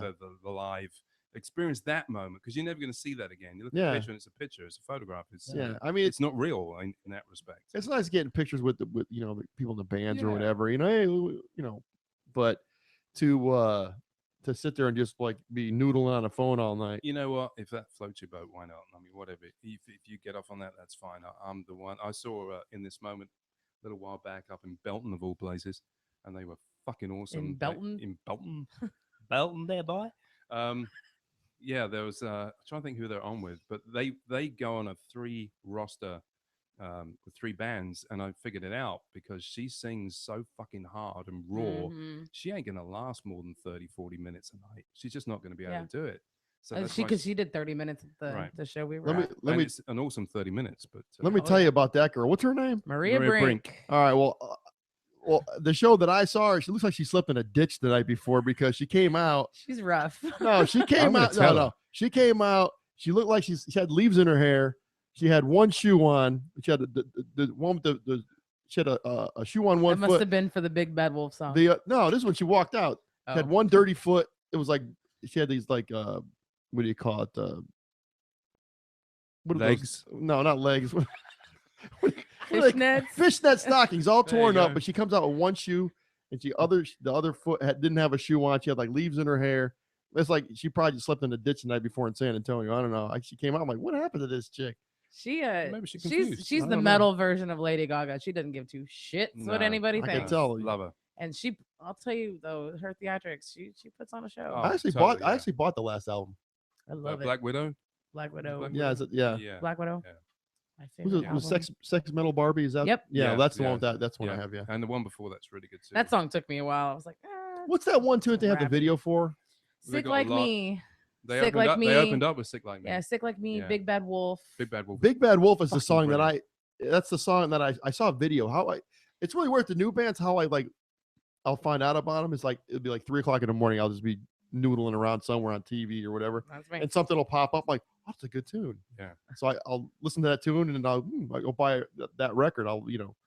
And that's how I do like a lot of the new stuff because there's not really into like a lot of the new bands. You know, I do say that if you look, you'll find there's bands like not just in this moment, but Nothing More. Nothing More. I really like. Which thanks to you, that's popping up on my There's a my Slacker all the Treyu. time. There's Bullet for My Valentine. I mean, there's a lot of bands. If you go out looking, you've got to burst that bubble of your comfort zone. You know, I mean, yeah, we talk about Zeppelin, sure, but I mean, there's so much good stuff now. There's so much good stuff. You just Yeah. got to go and find it. There's tons of it. But I mean, unfortunately, I think a lot of radio tends to be on a set program, so you hear that same song 7 times in a Mhm. day. You know, which is So, horrible. just the because way it then by is. the end of Yeah. the month, Well- you're like, I fucking hate that song. yeah, but you Yeah. know, sadly, they'll just play 2 songs by that band. You know, like Yeah. Seven Dust, you'll hear 2 songs, Oh, and there's like man. 45 that are brilliant. They have great songs. Yeah. So, but that is what it is. But if you go and search these bands, there's a lot of really cool stuff out there. Some wicked players. Yeah. You've got to go and find it. Get away from the ZZ Tops. Bless them. Bless them. Frank Beard and the boys. What's wrong with ZZ Top? You don't like ZZ Top? Nothing. Oh are we still man, here? that's wrong. That's I wrong. know. I'll tell you, man, listen to those first couple 2-3 ZZ Top albums. Forget the Eliminator bullshit with the sharp dressed man and the guitars with the fur Right, on and the all that early bullshit. stuff. Fuck all that. What was shit. that early one that really put them on? Well, they had the first. It was called ZZ Top's first album. That's what it was called. That's not the one. Tres Hombres. Nope. God, what's the other one? They got like a ton of them. I'm trying to think of the early ones though. Yeah. You don't know them? No, oh I'm man, I'm the weirdest musician you'll ever know. Fact. man, I love all on that many old on many stuff. levels, but I don't memorize any of this stuff. Yeah, I don't commit any of it to memory. I probably know how to play 1,000 songs, but if you asked me to name one right now, I wouldn't be able to name it. Yeah, because my thing is I like going back to all that old stuff, like the Allman Brothers Band, and just I just think Top Gear when the good Top Gear, the British one. Sorry, guys. oh, that's right. Come on. Hey, Hey, I liked both of them. Grand Tour, baby. It's where it's at. Rutledge was funny on the American one, but Yeah, he had his moments. Yeah. There were some good ones. There were. Yeah. But they should have done their own thing. They shouldn't have tried to copy because it would have been better. Yeah, like I said, okay. but another thing too with YouTube, that I find a ton of music on YouTube. Also, I'll be watching a video over here, and they always have the videos on the right hand side that you might like. Yeah, and Pop on sometimes you that. find one. And the thing is, you're like, it just it leads down to this rabbit hole. It just you could spend like forever in 10 days, months. It's like, I mean, there will be days that I'll spend 8 hours on there on a weekend, just like, I'll just be all like, cracked out and say, oh my God, look at this video. Look at, this old Van Halen video from 1981. Oh, or whatever the thing is, and you just keep going and keep going. And I think they call it an addictive personality. Yeah. And ADHD. Oh, Those two together. Oh, dear. That was totally crazy. Do you know of Kenny Sherritts? No. You don't know Kenny Sherritts? Kenny Sherritts is a buddy of mine. He's a drummer in town, but he was or still is a drum tech. And he techs for drummers. He's on the Stevie Wonder tour. He was on the now my mind's a blank. That band Train. He was with Train for a long time. He was a Stevie Wonder. Who else was he with? But anyways, he has his own drum channel on YouTube. Kenny Sherritts, and it's like tuning tips and just drum tech stuff. You should really check it out. It's really really funny cool. Dude. And he's a great drummer. He's just so knowledgeable, he's tech for a lot of people. Rare. You should check it out. Put those two words in the same sentence: drummer and knowledgeable. That's what but I mean, the knowledge that this guy has. I didn't want to say it out loud, but you went right there all by yourself. But the knowledge this guy has, it's ridiculous. I mean, just the stuff that he's putting out. But it's funny you say that with all due respect to him, but I hate talking to fucking drummers at a show. It's like, what are you going to talk about? Hey, what sticks do you use? Wooden ones. These. What grade are they? Wood. I think it's a special wood called I don't give a fuck. Some guy called Hick Corey. I don't know who the fuck Corey is. Oh, Hickory, I'm sorry. It's like, really? I don't want to talk about fucking drums. You hit them. Wow. Okay. Well, I'm not going to invite you to the drummers podcast we have every once in a while. Oh, I'm really interested. We send Steven out to mingle among the audience. Oh, I'll tell you, man. You'd piss them off in 2 minutes flat. Everybody loves you. They come up to me. They go, "Who's the weird British dude?" I'm like, that's the drummer. See, now I got the same sense of humor as he does, so we're gonna get along real good. Yeah, it's called being a sick fuck. Yeah, pretty much. And y'all are Not too neighbors, bad. so I mean, Oh, there we go, neighbors. Too. easy. He'll probably be on every podcast I have from now on. That's it. The deal's done. Hey, what are you doing tonight? Hey, come over. Yeah, I can do that. I can talk shit for an hour or two. Yeah, no problem. Yeah, but the thing with Kenny though, he's like I said, he's like, if you want to check out his drum channel. No, I will. Seriously. Most drummers, not all drummers. I mean, Yeah, put myself in that. But I mean, he's done stuff for. I mean, I gotta just like look at his resume though. The stuff, the tours that he's been on. I mean, some really really big tours. And but he's just he's a killer guy. He's so full of energy. He's just one of those kind of dudes you fall in love with when you first meet him. You've probably met him a few times. I have. Yeah, good guy. And actually, he's got a Very new good band. guy. He's got a new band coming out. They're called Super Fleek. Yep. Oh, Super and- Fleek. Fleek, yeah, and it's more like a dance kind of. I imagine so. I don't know what kind of. All songs have lisps in them. I don't know. Super Fleek. Yeah, so he's It could be funny. I was wondering if you knew him or not, or kind of crossed paths with him. I can only imagine what kind of late night girl that was. They named that band after the Super Fleek. Super Fleek. Bad enough with ShackleBone. ShackleBone. Now we know Man. the true meaning about the ShackleBone. Man, that was a super fleek. By the way, I think my friend Scott's watching, so that actually was a story from him. Scott Holden, love you, brother, out there in Hawaii. He's in Hawaii. He lives in Aloha. Hawaii. Christ. So Scott and I started ShackleBone, and he was in Rat Ranch, as a matter of fact, when I met him, and he did that tour for 2 or 3 years, and then quit that, and we started ShackleBone, and I've hated him ever since. It's also incestuous, isn't it? Yeah. It really is. Like, good grief. What is going on with these guys? Jesus. You know how many yeah. drummers have been in this band? Yeah. Was there Spinal Tap? We have 27 drummers. Yeah. At this rate, I'm going to explode We're into a still- little globule. We're still looking for one. So if you know of anybody, Ha! Oh You're man, funny, man. you very funny man, very funny man.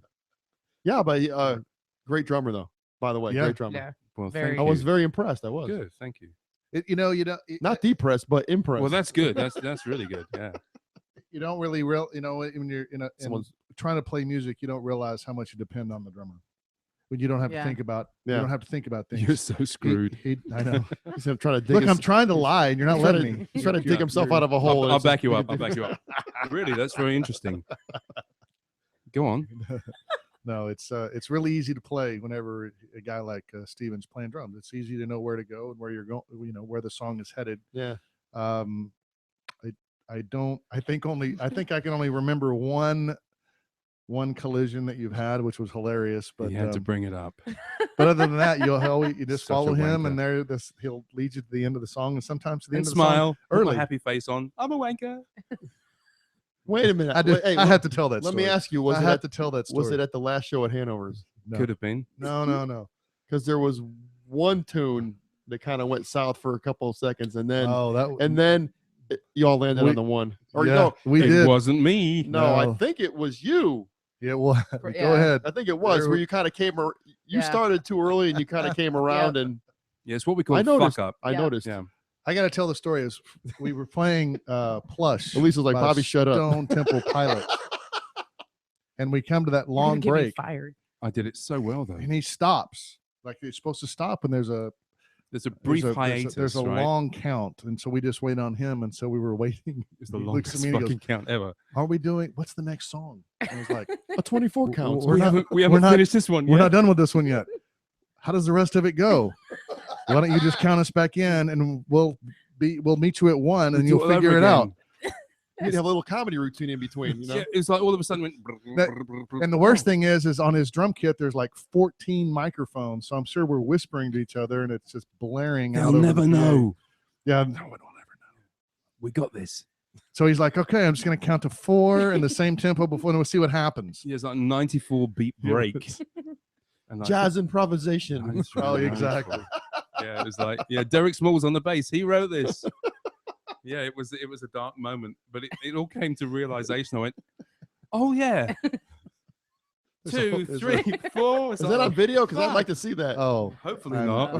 Yeah. I don't think Hey, so. hey, you never know. Someone's probably has it on their phone. Probably. going, yeah. Probably. Someone's probably going to text it in here in just a second. Yeah, Yeah. it's probably up on YouTube. You don't even know. Probably so. Austin Band fucks up. That's the title. Hey, but you know what? Uh-oh. Professionals no. fuck up She's too. waving the bottle. I'm just fucking She's playing. waving the bottle. Professionals those are- fuck up too. but Like that's Lady Gaga did it twice on the Super Bowl. Did she? Yep, Oh, she got out of time. That's why, like, going to see a band like Rush. I was like, good, it's not just me. I love Rush. I have every Rush album. Every Rush album. I have them all. Okay. Nice. But going to watch them is boring as fuck in concert because they are so spot on perfect with all the stuff that they do. It's like I could sit home and save $100 Right. Yeah. Listen and, to the listen CD. to the CD. There's like 4 videos where they've fucked up in like 45 years, Wow. and they're all about 2-second little slots. It's It's not like, even that. oh, he dropped a stick. Wanker! Broke a string. He sucks. I don't think I've ever. I mean, I've seen them like not that many times, probably like maybe 3 times, and 6 or every 7. time it's like, yeah, okay, I it's- get it. I get I you guys know. are phenomenal. You guys, you know, and I mean that's a band that's gonna be missed. I mean, because I think Neil's pretty much done now, right? Yeah, he just can't tour anymore. He's done, he hasn't got the energy to do it because he cycled, not bicycled. You understand? Yeah. But he's motorcycled to pretty much every show. Yeah. Yeah, he had like a touring big ass bike, and he just used to. He couldn't stand being in the tour bus and shit. Probably the other guys pissed him off being a drummer. No, he just used to ride, Yeah. and he just got too grueling, and he just. You know, and he was Wow. getting tinnitus and his Tinnitus. Oh, yeah. or tendonitis or tonight if you're lucky or whatever. Tinnitus in your wrist. Or tomorrow if it's better for you. It was funny. I was watching a video with his drum tech. I can't remember the guy's name. I think it might be whatever his name is. But the last 2 Neil kits that were on the last tour, he had like the new version and then kind of the retro kit, the double kick kit with the contra toms and stuff. And he's taking that around to like different kind of shows and, you know, expos and whatever, you know. I think he was out for NAMM this year, and one of the guys was asking him, they're like, now that they're pretty much done, what's going to happen with these kits? He goes, these kits will go back in their cases. They will never be played again. We're going to probably put them on display somewhere. And I'm like going, are you fucking kidding me? Wow. It's just like the classic car syndrome. You'll get like a Corvette from 63, whatever, and it's like model number 0001. And it's in a museum and it's driven 7 miles and it's fucking life. Yeah. Someone needs to drive that car. Yeah. But it's the same kind of thing. I mean, I get it, but at the same time, it's a tragedy. And I read the story about how they made those 2 kits. They John Good found a log. I can't remember. It was like in Guatemala in a river or some kind of crazy place. They found out it was a 1,600-year-old log, and they made both of those kits out of the same log. Every drum on it. So, and they timber match everything, as you know. You own one of the kits. Mm-hmm. So they timber matched out for both of those kits, and those, I mean, they're gorgeous. The sound, I mean, well, you've been to the shows. Yeah, I mean, yeah. It's one of the greatest sounding kits. I mean, yeah, they got some bells and whistles to say the least, but fuck, they sound so good. Yeah, I mean, Frank from Jokerville has a DW kit too. Yeah, and I mean, it's not one of the pro. I think it's. I'm not sure what series he has. Yeah, it's not like the super classic series. It's one of Right. the underneath ones, but I mean, Really nice. The thing sounds awesome. Yep. Plus, Frank's a great drummer too. So, and they do some Rush songs too. yes, he does. Bless them. Yes, And they're doing very well too. Actually, he does. Yeah. On a smaller kit, which is kind of impressive. Keeps you Frank's occupied. Frank's a great guy though. He was up here last night, and we, I love seeing him. I love watching him play. He's just a great player, and he's a good dude too. So, and he's one of those kind of dudes. And I say this every time I talk about him. Every time I see him, he always gets that much better every time I see him. Because he's a practice nut. He'll go home and spend 3 hours on whatever song, and he's the kind of dude that will, when he's learning a song for those guys, he will go in and learn the song. He won't just go, oh well, fucking, I'm just gonna do this part or whatever, and Yeah, that makes a huge difference when you learn. I mean, when I write stuff out and I transpose stuff, I did some jazz fusion, Brand X and Aldo Miola, Return to Forever, all that crazy shit. And I'm transposing this stuff out. And Lenny White, who's the drummer with Return to Forever, that's some pretty intense shit. And I've spent months and have so much, like you put it on a music stand, it's like a fucking War and Peace Part 7. It's like 20 inches deep, but because every grace note, every accent is written. If you really want to play it, don't just put fill, write the fill, write the nuances and so you can get the true expression. Now that's an extreme. Yeah. But when you learn a song, you should learn the fills. You should learn the licks. You should try and get the tone. Because what the hell are you doing otherwise? You're trying to recreate the song for the audience, so you might as well do it right. Yeah, it's like when he plays a Journey song, right? And that's probably my favorite drummer on the planet, Steve Smith. He is ridiculous. People say, oh yeah, well he's with Journey and yada. But I mean, all his like vital information stuff, and he's a jazz cat by by trade, and he's just a fucking phenomenal drummer. He's just one of those virtuoso guys. He's just one of those dudes. A lot of people don't know that about him. Yep, for sure. But what Frank will do, we'll go and learn, like Don't Stop Believing. There's a couple parts in there that I'm not like trying to diss on any drummers, but they don't play them like Steve plays them. Frankie goes in there and he'll play them like Steve does because he wants to make it sound, and and when you hear it, you're like going, yeah, okay, I get it. You know what I mean? Well, actually, kind of going full circle, talking about cover bands per se. The bands that are doing this and making a living out of it, I really think they have that approach because, people notice. They may not be musically inclined. They may not be musicians themselves, but they do know when something's right and when something's not the same as it should be. And they may not know the reason why, but you can tell when it's not right. And you're like, I don't know why, but it just didn't sound right. And then whenever it sounded right, again, you may not know the reason why, but you definitely knew that it was right. So there's a lot goes into recreating a version of whatever song it may be for the audience to get it right. And there aren't that many bands that do it.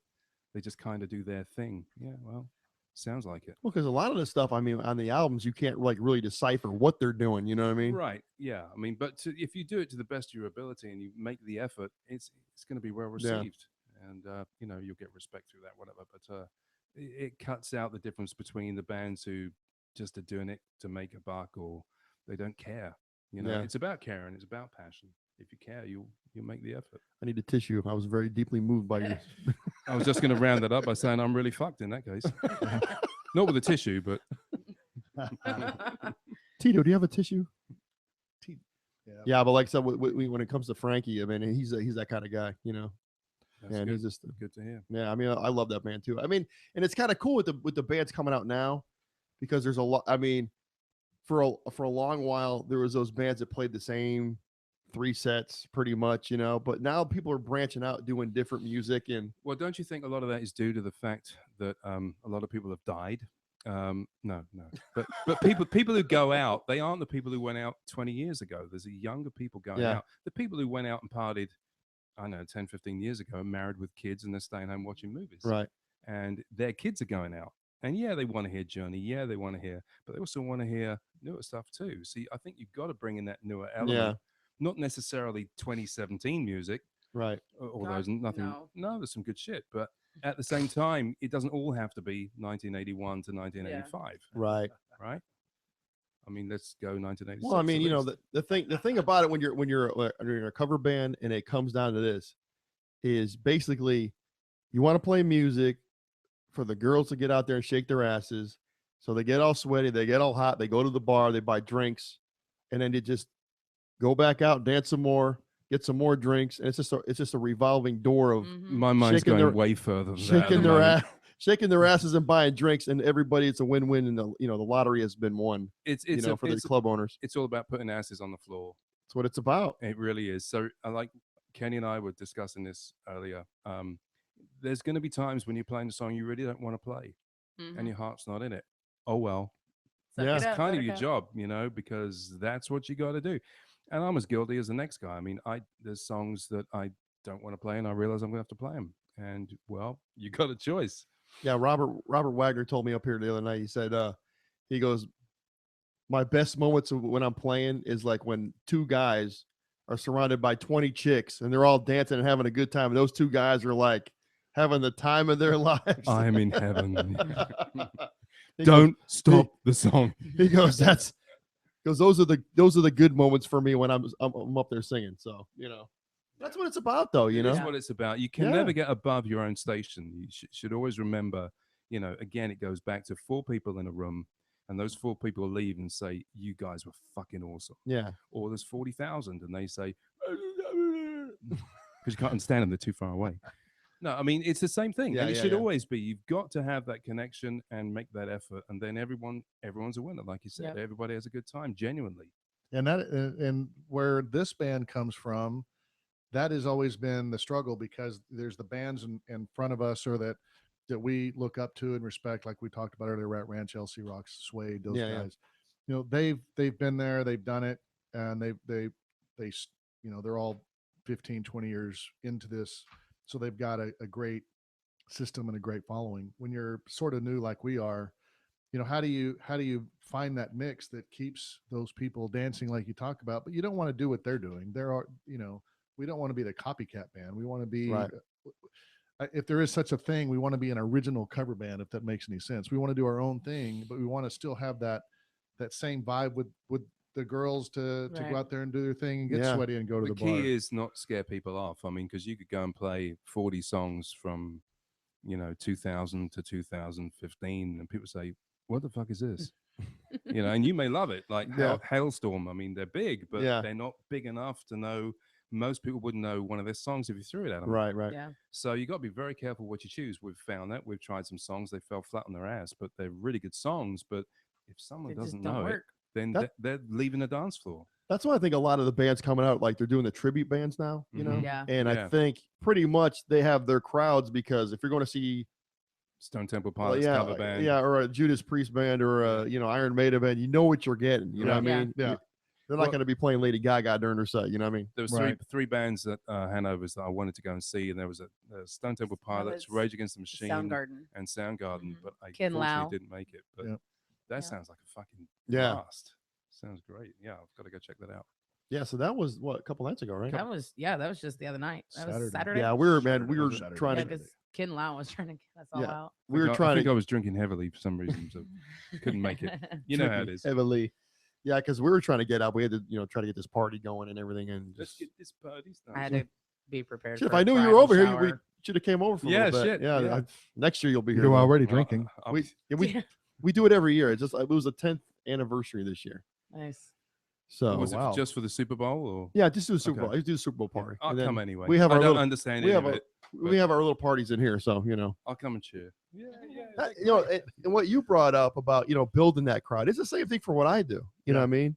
And I hardly look at the numbers.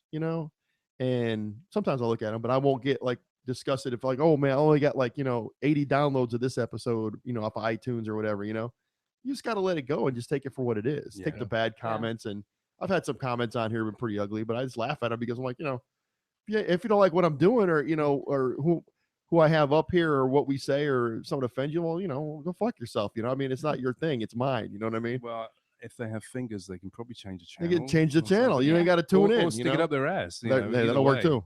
Yeah. We've had a venue years and years ago that not hire us because we didn't use tracks. We've had people What? we've had people come up to us at in a break and say, you guys are really awesome, keep practicing. Like, well, Really? they'll refund your Wow. I'll refund your entry fee. It Wow. was free to get in, wasn't it? Yeah, so Somebody actually said that to you. Yeah. Keep practicing. Keep practicing. probably- You guys probably are working on you that guys all are onto night. something. You're here. almost there. Just Yeah. keep practicing. So you And get- what do you do again?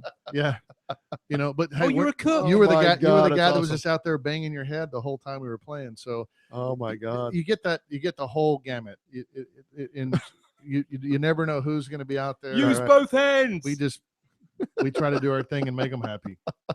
Yeah, I don't give a fuck about them. Yeah, I mean, yeah. you're not going to make everyone happy. There's always going to be somebody who doesn't like what you do, and whatever. I mean, the less fucks you give, the better off you are. You know what I mean? Absolutely. That's just the way that I am. I got a shirt to prove it. So Yeah. if I've ever seen that shirt, you ever seen that Yeah, shirt? it's like a double. I don't give a fuck, right? It's like double zero. I give double zero fucks. That's what I mean. I'm that. You can ask her. Well, we I kind of we kind of have something True. slang in Britain. We say bollocks. Which Yeah, is, yeah. your man parts, Right, right. lower region. Right. So if you say double bollocks, Never mind the bullocks. you really don't give a fuck if it's double bollocks. Double bullocks. Oh Yeah. shit. Yeah. Yeah. So that's. Do you know what bollocks are? balls? Correct. I had to. Yeah. Yeah, you're talking bollocks. Yeah, well, I had to. Ask I the other certainly day. am. I That's stepped the right name of the. into That's it the name of the and- Sex Pistols and album. had to Never mind the ask. bollocks. Never mind mate. the bullocks. It's the Sex Pistols. It's. I actually listened to that album about a month ago. I got a story on the Pistols. Oh, I got to hear it. So an album. Awesome. I was with a band called The Thoughts, formerly known as Naughty Thoughts for some strange reason. And we were in, where the fuck were we? Come on, brain. Majestic Studios, not Maidavale. Clapham. That's right. Clapham, not the clap. Clapham Junction. Clap on, clap off. Exactly. I need one of those. And the studio we were in, Majestic Studios, we didn't know, but we went into the archives because we had a complete lockout. So we slept there, ghost hunting and all sorts of good stuff. And we found some, but we went into the archives. It was all in a time of 2-inch tape, right? So there's all these reels of tape, and we go in there, let's see who was in here. We find this one. It's got Chris Spedding. Motorbiking. Remember the single? Motorbiking. It's terrible. Well, I think I missed that one. he was the producer of one of the early Sex Pistols demos they did prior to Nevermind the Bollocks. So we grabbed this fucker, we put it on, we ran up all these copies. And there's like this John Lydon that going, Oh man, I'm too fucking drunk. I'm going down the pub. And it's fucking brilliant. he's got his own podcast. Has he? Really? Yeah, it's hilarious. Well, I've got that tape somewhere, but there's like 3 versions of No Feelings and shit. I don't remember. There's like 4 or 5 songs, but there's so much hate and cursing and borderline fights. It's fucking brilliant. So, They probably released that because I know that they did like a demos CD Maybe. or something or Maybe. some album they put out. but Chris Spedding produced it, and that's before Malcolm McLaren got his hands on the band. So, Oh no. and Glenn Matlock was a bass player before Sid. So Yeah. because he was the talent, he was the songwriter at that time. I don't think Sid could play at all though, right? No, couldn't. No, he learned as he went along, but he looked right, and He he had the looked good. attitude, and he spat a long way, quite accurately as well. But yeah, Oh my God. It's a good story. So hopefully you put the tape back and they never notice you. too right.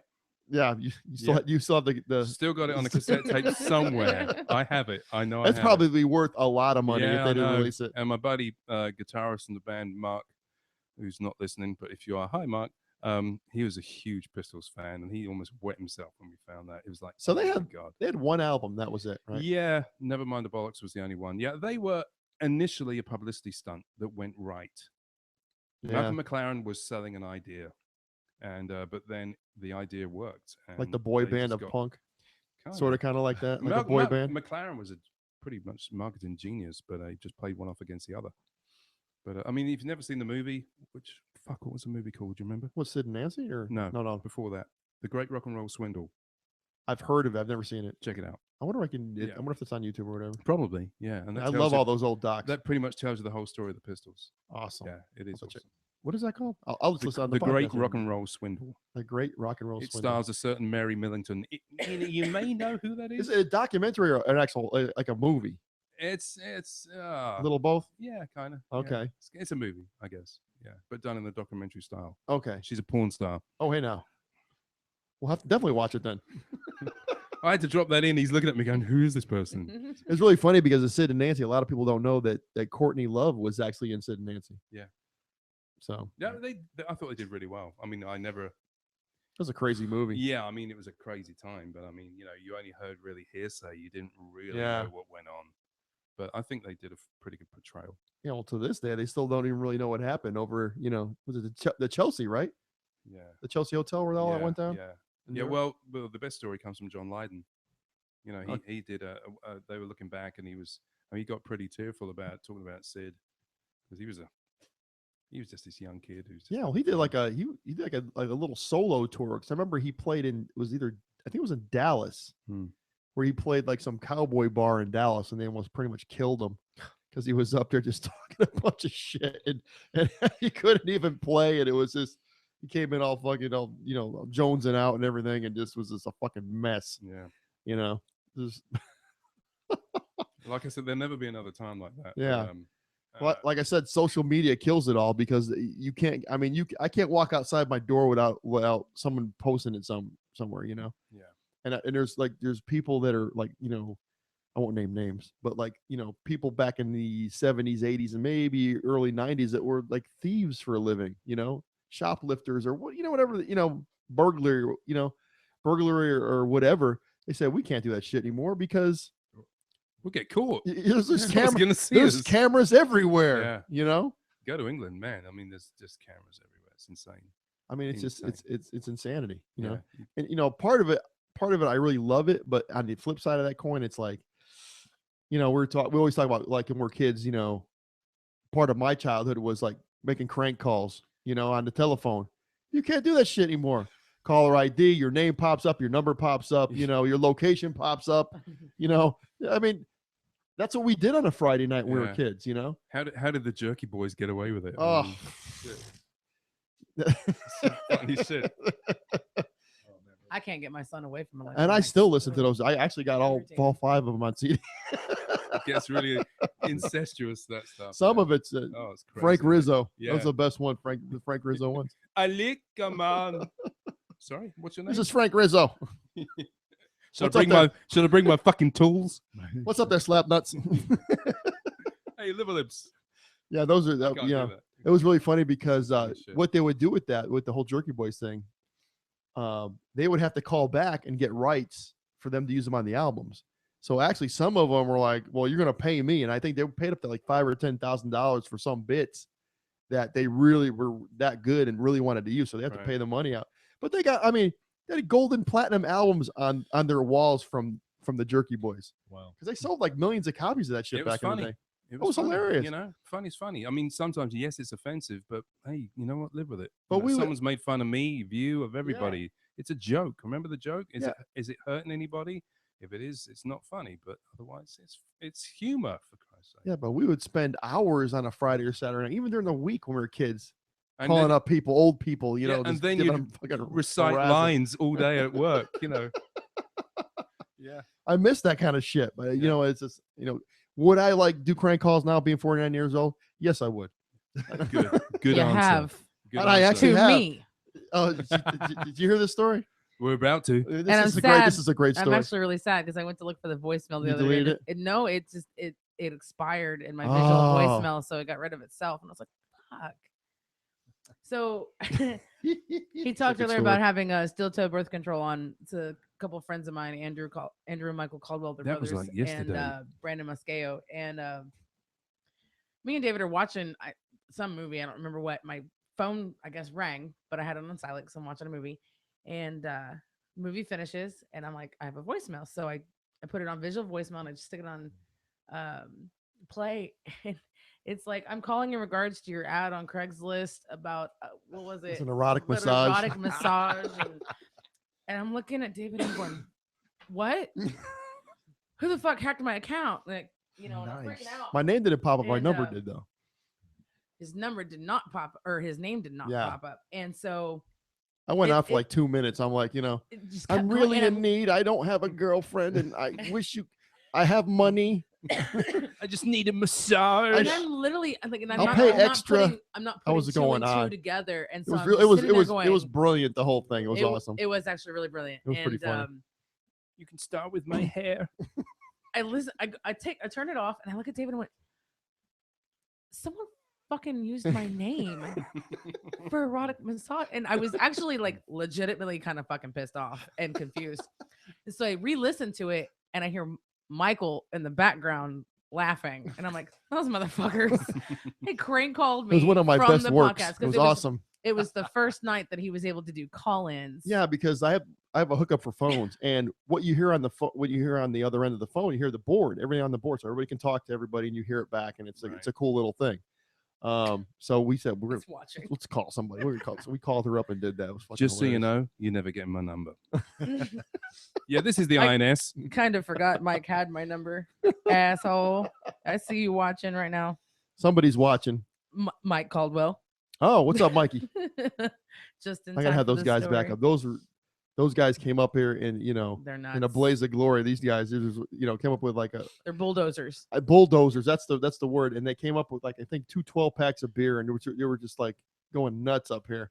And I'm just sitting there going, okay, let's let it go. These guys were just going off. They're metalheads. It's a little different scene for them. Yeah, it's like more of a thrash. Yeah, real thrashy kind of scene. For Mike, it's thrash. I think Last Judgment is thrash metal. So and we drink water. We drink water. These guys were They were yell on at the me edge. for drinking Gatorade. They pounded back and they told me the whole story of steel toe birth control, and they were actually doing a little Texas tour at the time. Mm-hmm. They did it in January. It just got done. Got done, yeah. But a bunch of fun guys. So hey, we're about. It was actually funny because I was watching their podcast, and like every 30 minutes there was a new mound of cans around Mike's mic. We could build Trump's wall with all these cans that we had for free. All the Lone Star you could have. Was it Lone Star? I don't remember. I don't know. That's what he left at our apartment. It's so funny because when people come up here and I offer them a beer, they're like, they get all excited. It's like, you're offering me a beer. It's like, it's a fucking beer. Just drink it. House. It's a dude.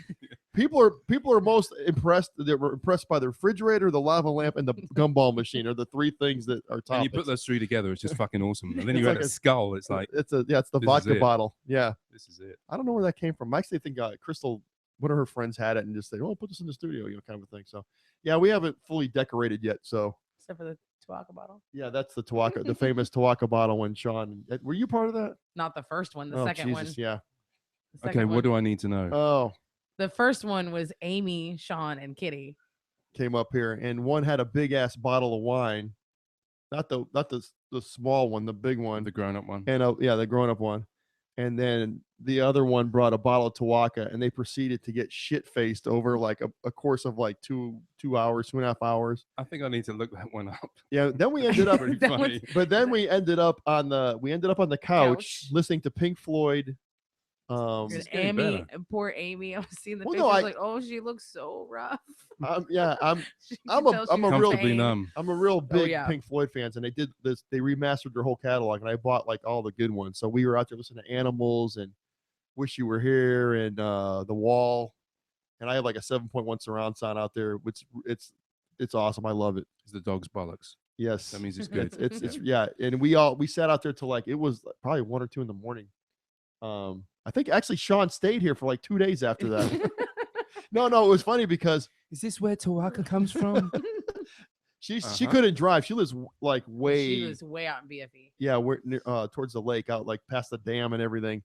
And so we're like, Sean, just stay on the couch. I said, I got to work the next day. I wasn't drinking. So she stayed in. I mean, I think she took a bath here. She felt, no, Crystal made her a bubble bath. She had a bubble bath the next day, and they all did little girls' day. No wonder she stayed. Yeah. I got shit faced in the bubble bath and someone asleep. Yeah, but we had such a blast. We just listened. I mean, I'll have that beer now. Which one you want? No. You want a beer? So if I have enough of them, I'll get a bubble bath out of it. You get a bubble bath? Yeah. So now I got the visual. Thanks, man. Oh man. Yeah, so they came up and did that, but we had a major blast. It was so much fun, Well, that makes us look like a bunch of really mild-mannered. Well, I'm sure you guys will be up here again. I know she'll be up here again at some point. I'm gonna be fucking. We thought we had to coke have manners just to fit in. How's it going, man? Fuck yeah, it's great. We're gonna have like an illegal drug podcast. We'll just be pretending. It'll be pretend drugs. It'll be flour. Or It'll be instead of B12. Instead of costume jewelry, I'm costume getting drugs. Be smoking like I don't know, oregano, like we did in high school. You got your oregano and Call you it got your whatever you want. B12. B12. I had a friend that used We're to gonna be snort that snorting shit. straight it's not straight, not cocaine, but straight caffeine. Oh. The lines of caffeine. Oh yeah, you want to do that? Someone That'll kill you. No. I'll attack. take them peppers before I do that. Yeah, right. Oh man. All right, man. I think we're gonna wrap this up. It's been a little over 2 hours. I know you guys got to go home and do something. You got to walk like right down. Did you walk here? I gotta fucking eat. Yeah, it They nearly walk- killed me, man. Fuck, like 20 feet. Damn, it's been a while. It's been a while. Must get back on the exercise bike. Unreal. Hey, well, thanks for coming up. Honestly, Thanks for I having had a us. blast. This It was was Yeah, so much absolutely. fun. Thank Good you. times. And we'll definitely have to come up. You guys will definitely have to come up again. Please. I know you want to do you don't want to do the drummers podcast. I'm not gonna ask you. I thought you'd be perfect. I'll spoil it for everybody. That's what we want, though. I mean, So the triple paradiddle, when you go into it, anally, Just talk about anything else, dead poets, dead babies, it's, whatever. Not drums. Fuck me. oh my, They're there, you hit them, you turn them, whatever. yeah. I'll His tell you. podcast is over. Yeah, He just did the I'll whole shut the drummers fuck up thing. now. He's just sit in the corner and just Wankers. Yeah, but dude, check out Kenny's drum channel. I will. Kenny Sherritts. Kenny Sherritts. SHARREE. No. SHARRETTS. A lot of R's and a lot of T's. You need to shorten Sure. It's a competition who can get there first. You won. A little nifty trick. I'm reading it off his whiteboard. The whiteboard, yeah. Man, If only I had I'll good tell you what, eyesight. man, that board is, it's going to be a lot of stuff this month. Got a lot of stuff going on. But, this month, I think you're like the only band up here this month. No, we got Brett, Bill, and we're going to do a call in for Dave for Broken Teeth because they're playing right on. next on the 11th. Oh, cool. Yeah, so we're Okay, gonna go so down I there. have to ask, if we're the only band, well, you got like conjurers coming on, tap dancers. Magicians. What the fuck are you gonna do? Yeah, clear the table. Dancers are coming in.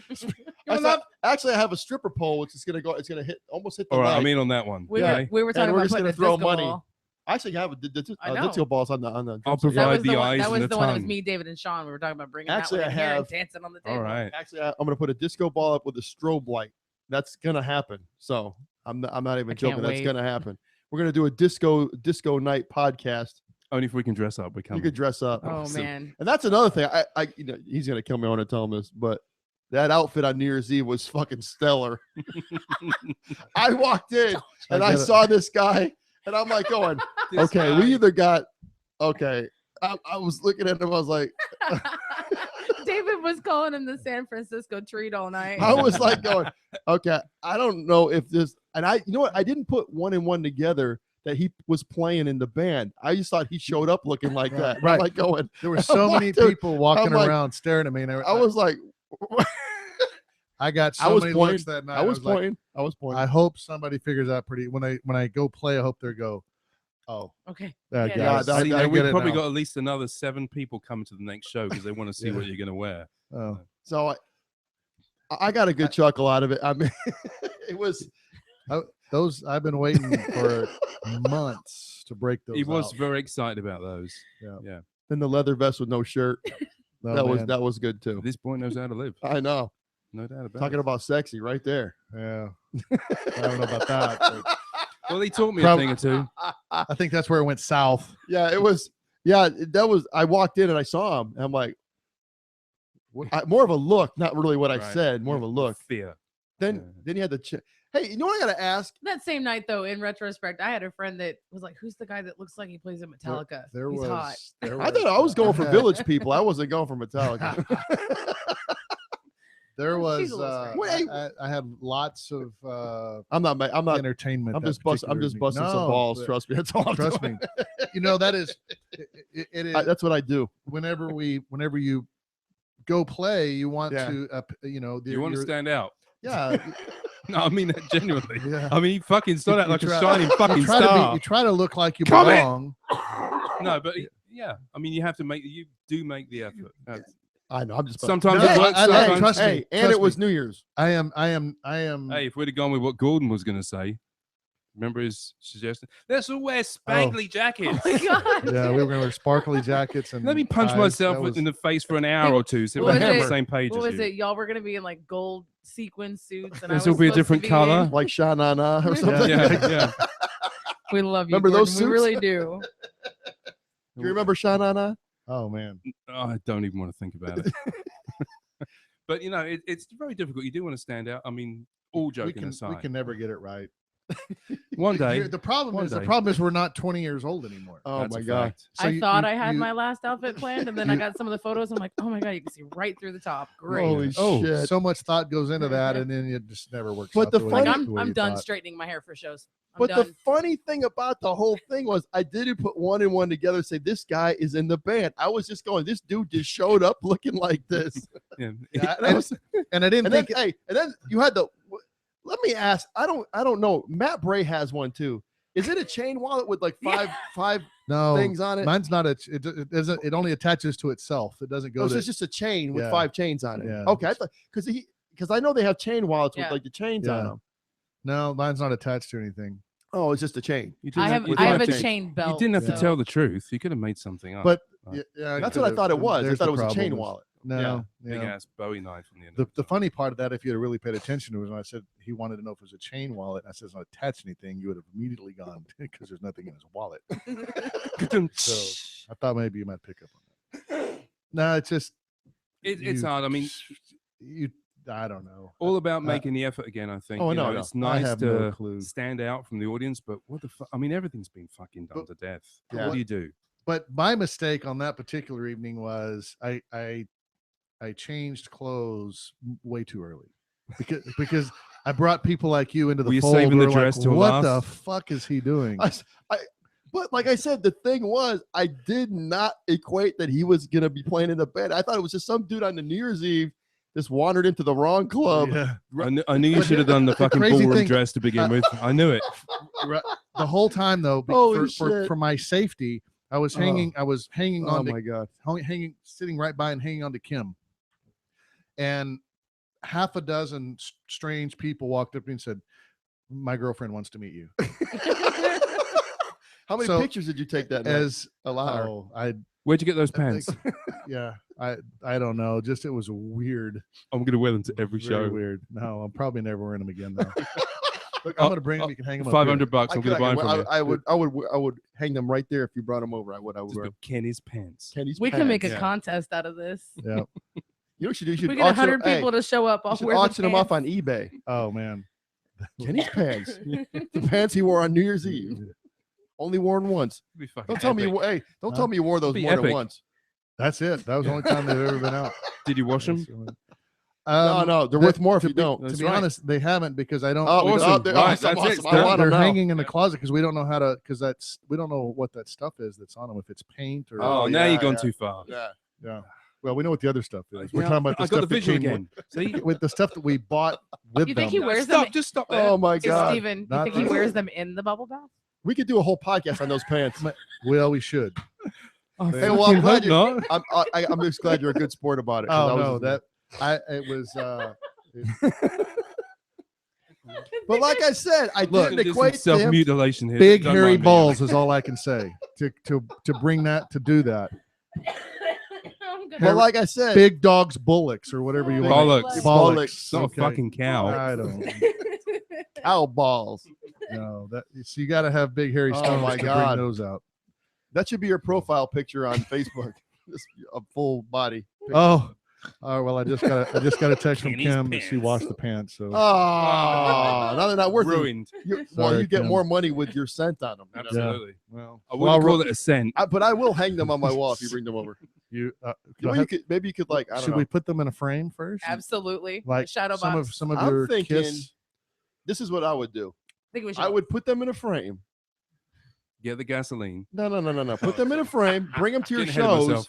and charge people $5 a piece to take a picture with the pants. Even better. $10. You don't tell them what's in there. You kind of give them an idea. Say, and these it's were just the- got an opening for your hand. These were the- feel them. I don't Yeah, even just a know if little there's feel any for $1. pictures circulating They were social the- media that had. We took a bunch of pictures, Did but you? everything was from the guitar up. You know what you could do? That's because people have taste. Yeah. Yeah. You could. They were Did they have wise. an Austin Live museum where you could like put the whole outfit like in a glass case and have your name on it with You could probably retire in a week. dude. sort of No, like the I'm- Hard Rock Cafe of Yeah. Austin. You could put it in there. You know, this has gone from making fun Along of me with the to chain. putting me on a pedestal in about 15 minutes. I wasn't making fun of you. I'm just like Yes, he was. It's okay. Well, I was. Well, Welcome to Bobby's house. This is how it works. this is how. I Hey, thought I was. hey, this is the way. We don't This make is fun all of it people. is. We No. bust balls. If I didn't, Make fun of everybody. yeah, I make. But hey, you got to admit them, right? Oh man. Okay, all right, okay, Absolutely. okay. 100%. No, but like I said, I walked in and one of the first people I saw was him, and I'm like going, what the the hell? fuck? We are. Oh, yeah. in the No, but Christian. not You're at even the wrong bar. But the thing about it was, like I said 10 times already, that I didn't even think that he could be in the band. I just thought he was just. I think that I every thought he day. just rolled it. But No, here's what's because- even worse about that. Why would the guy that looks like me, dressed like that, be in a band? We're still trying to figure that out. Yeah. No, because the weird Really? thing You know was, what? You wouldn't think that. the weird thing about it was there's a lot of people coming in limos and stuff, like they're bar hopping. Scott, Some- do not text me, buddy. I So wanna I'm hear thinking- your opinion. He So just I'm- wants to see the pants. Yeah, so I'm thinking maybe they're just gonna stop for a couple minutes and head downtown to Old Can Harry's or something. The limo's And outside. the limo's outside. I'm But- ready.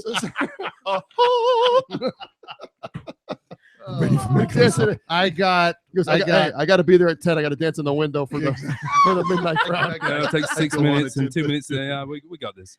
No, Every- so Everyone that looked at me had that look. but then he got on stage. I'm like going, oh, I get it now. Now it's even funnier. Yeah, that was a. Kenny, I'm we love you, crying. man. Oh man, I Oh, you're a good sport, Kenny. Okay, it's a good note to end. that's on. a good one, man. Oh, Yeah. hey, with that, let's end this. But Please. I will. Please. I will donate them because I probably will never. We're wear still them talking again. about the pants. I hope so. I got an idea. I got a better idea. Well, we were talking about You got- bollocks hey, a minute ago. hey, Like, hey, you got damn, some. he's Hey, brave. you got summer gigs coming up. I would make shorty shorts out of them. Fuck yeah. hey, with Not too high, hey, though. Hey, hey, I don't want to see those butt cheeks Hey. too when I'm playing. I mean, Hey, with the chains, With the and, chain and the vest. and the vest. oh, I would fuck. take Fucking hey, dying. I would take baby oil and I would just do your whole body, then put Lather it on. up. Fuck, I'm going to set fire to myself live if you do that. It'd be a one-off. For both of us. Holy shit! I would be carted off. Oh, I'm fucking crying. I gotta Oh my stop this. God. Oh my god! Thank you. Good night. Well, thank you. Good night. You've been an awesome crowd. All right, well, let's let this go. I know you guys. Hey, thank you again for coming up, man. I had a blast. You guys are so much fun. You've been ShackleBoned. Have you? Yeah, you have been You have consider been yourself ShackleBone. shacklebone by the ShackleBoners. Yep. And when are you guys playing again? Thank you for having us. February February 18th. 18th. 18th. Couple Hanover's weeks. 2. Hanover's 2.0 in Round Rock. H2O. H2O. Anything yep. besides that going on? Or is just that one gig? The Butterfly Sisters. event Yeah, we're. Yeah, In I April, don't know. are we? Yeah, I can't Isn't that remember. Don't your- talk to me. That's not my thing. that's your wife's thing. Well, Yeah, Same that's thing. okay. It's Yes. same thing, isn't it? I will be. Yeah, I will be there because I'm going to be doing a live podcast. I think I'm going to But- be tearing it up and having a good time. we do have a show that, believe it or not, is out of town. So any of our out of towner fans, It's not till July. it is in July. We so better be it's- on before then. Yeah, you'll be on before then. Yeah, we will. Well, yeah, but Well, honestly, give we are people learning a plans lot to of new head up. songs right now. We are changing it up quite a bit. So that is going to take some time. But we'll sneak in a few shows here and there. Okay, cool. Yeah. Yeah. All right. Thanks for Awesome. having us. It was great fun. It was, yeah. next time I'm bringing So- alcohol to have as, that soon, conversation. as soon as I like press stop, he's gonna probably jump over and punch me in the face. not even. No, I can take it. I can dish it out. Oh, It's yeah. all good. No I'm all problem. yeah. That's the thing about me because I'm from the East Coast, and now we just would have contests on who could bust each other's balls the worst. All I gotta say I'm- is, if you're ever in an English rock and roll band, you better get used to that shit. Yeah, because yeah. if your mother died, it's the funniest fucking thing in the world for the next week. Yeah, I will. To everybody else. To people Right. that I really know, I will tear them to shreds, Yeah. and they just sit there and laugh and take it because it's What you And gonna do? Oh, good. and I'm like I take it as good as I give it. So if it, That's right. so you got to be able to. If you can't take it, don't give it. You know what I mean? Yeah. And with that, we're gonna end this. All right. Peace All right. out. Peace Peace out, out. everybody. CobraCast. CobraCast. Boom. CobraCast. Boom. And this is episode. What was this? Number 27. 27 already? 27. Wow. My producer's in my ear. 27. Pretty soon we're gonna be at 28. 28's gonna be next Did you go to school? for a little bit. Yeah. A little bit. You Little got to bit. 28 and then that was it. 28. 20. Not, Hey, you never know. It could be 27A, 27B, but it's your show. You can be whatever the fuck Hey, you want, right? It's really funny. People call this a show. I don't even want. I guess it's just. I guess you could call it a show after tonight. Yeah. We made Yeah. it a show. We make it a show. All right, everybody. We're out. Much love. Hey, have a great week. And my quote for 2017: do the right thing. There's a lot of my friends out there. You're not doing the right thing, damn it, and you need to start doing the right thing. And with that, we're out. Do the right thing. We're out. Bye bye. Merry Christmas. God bless America. Bye bye. Bye.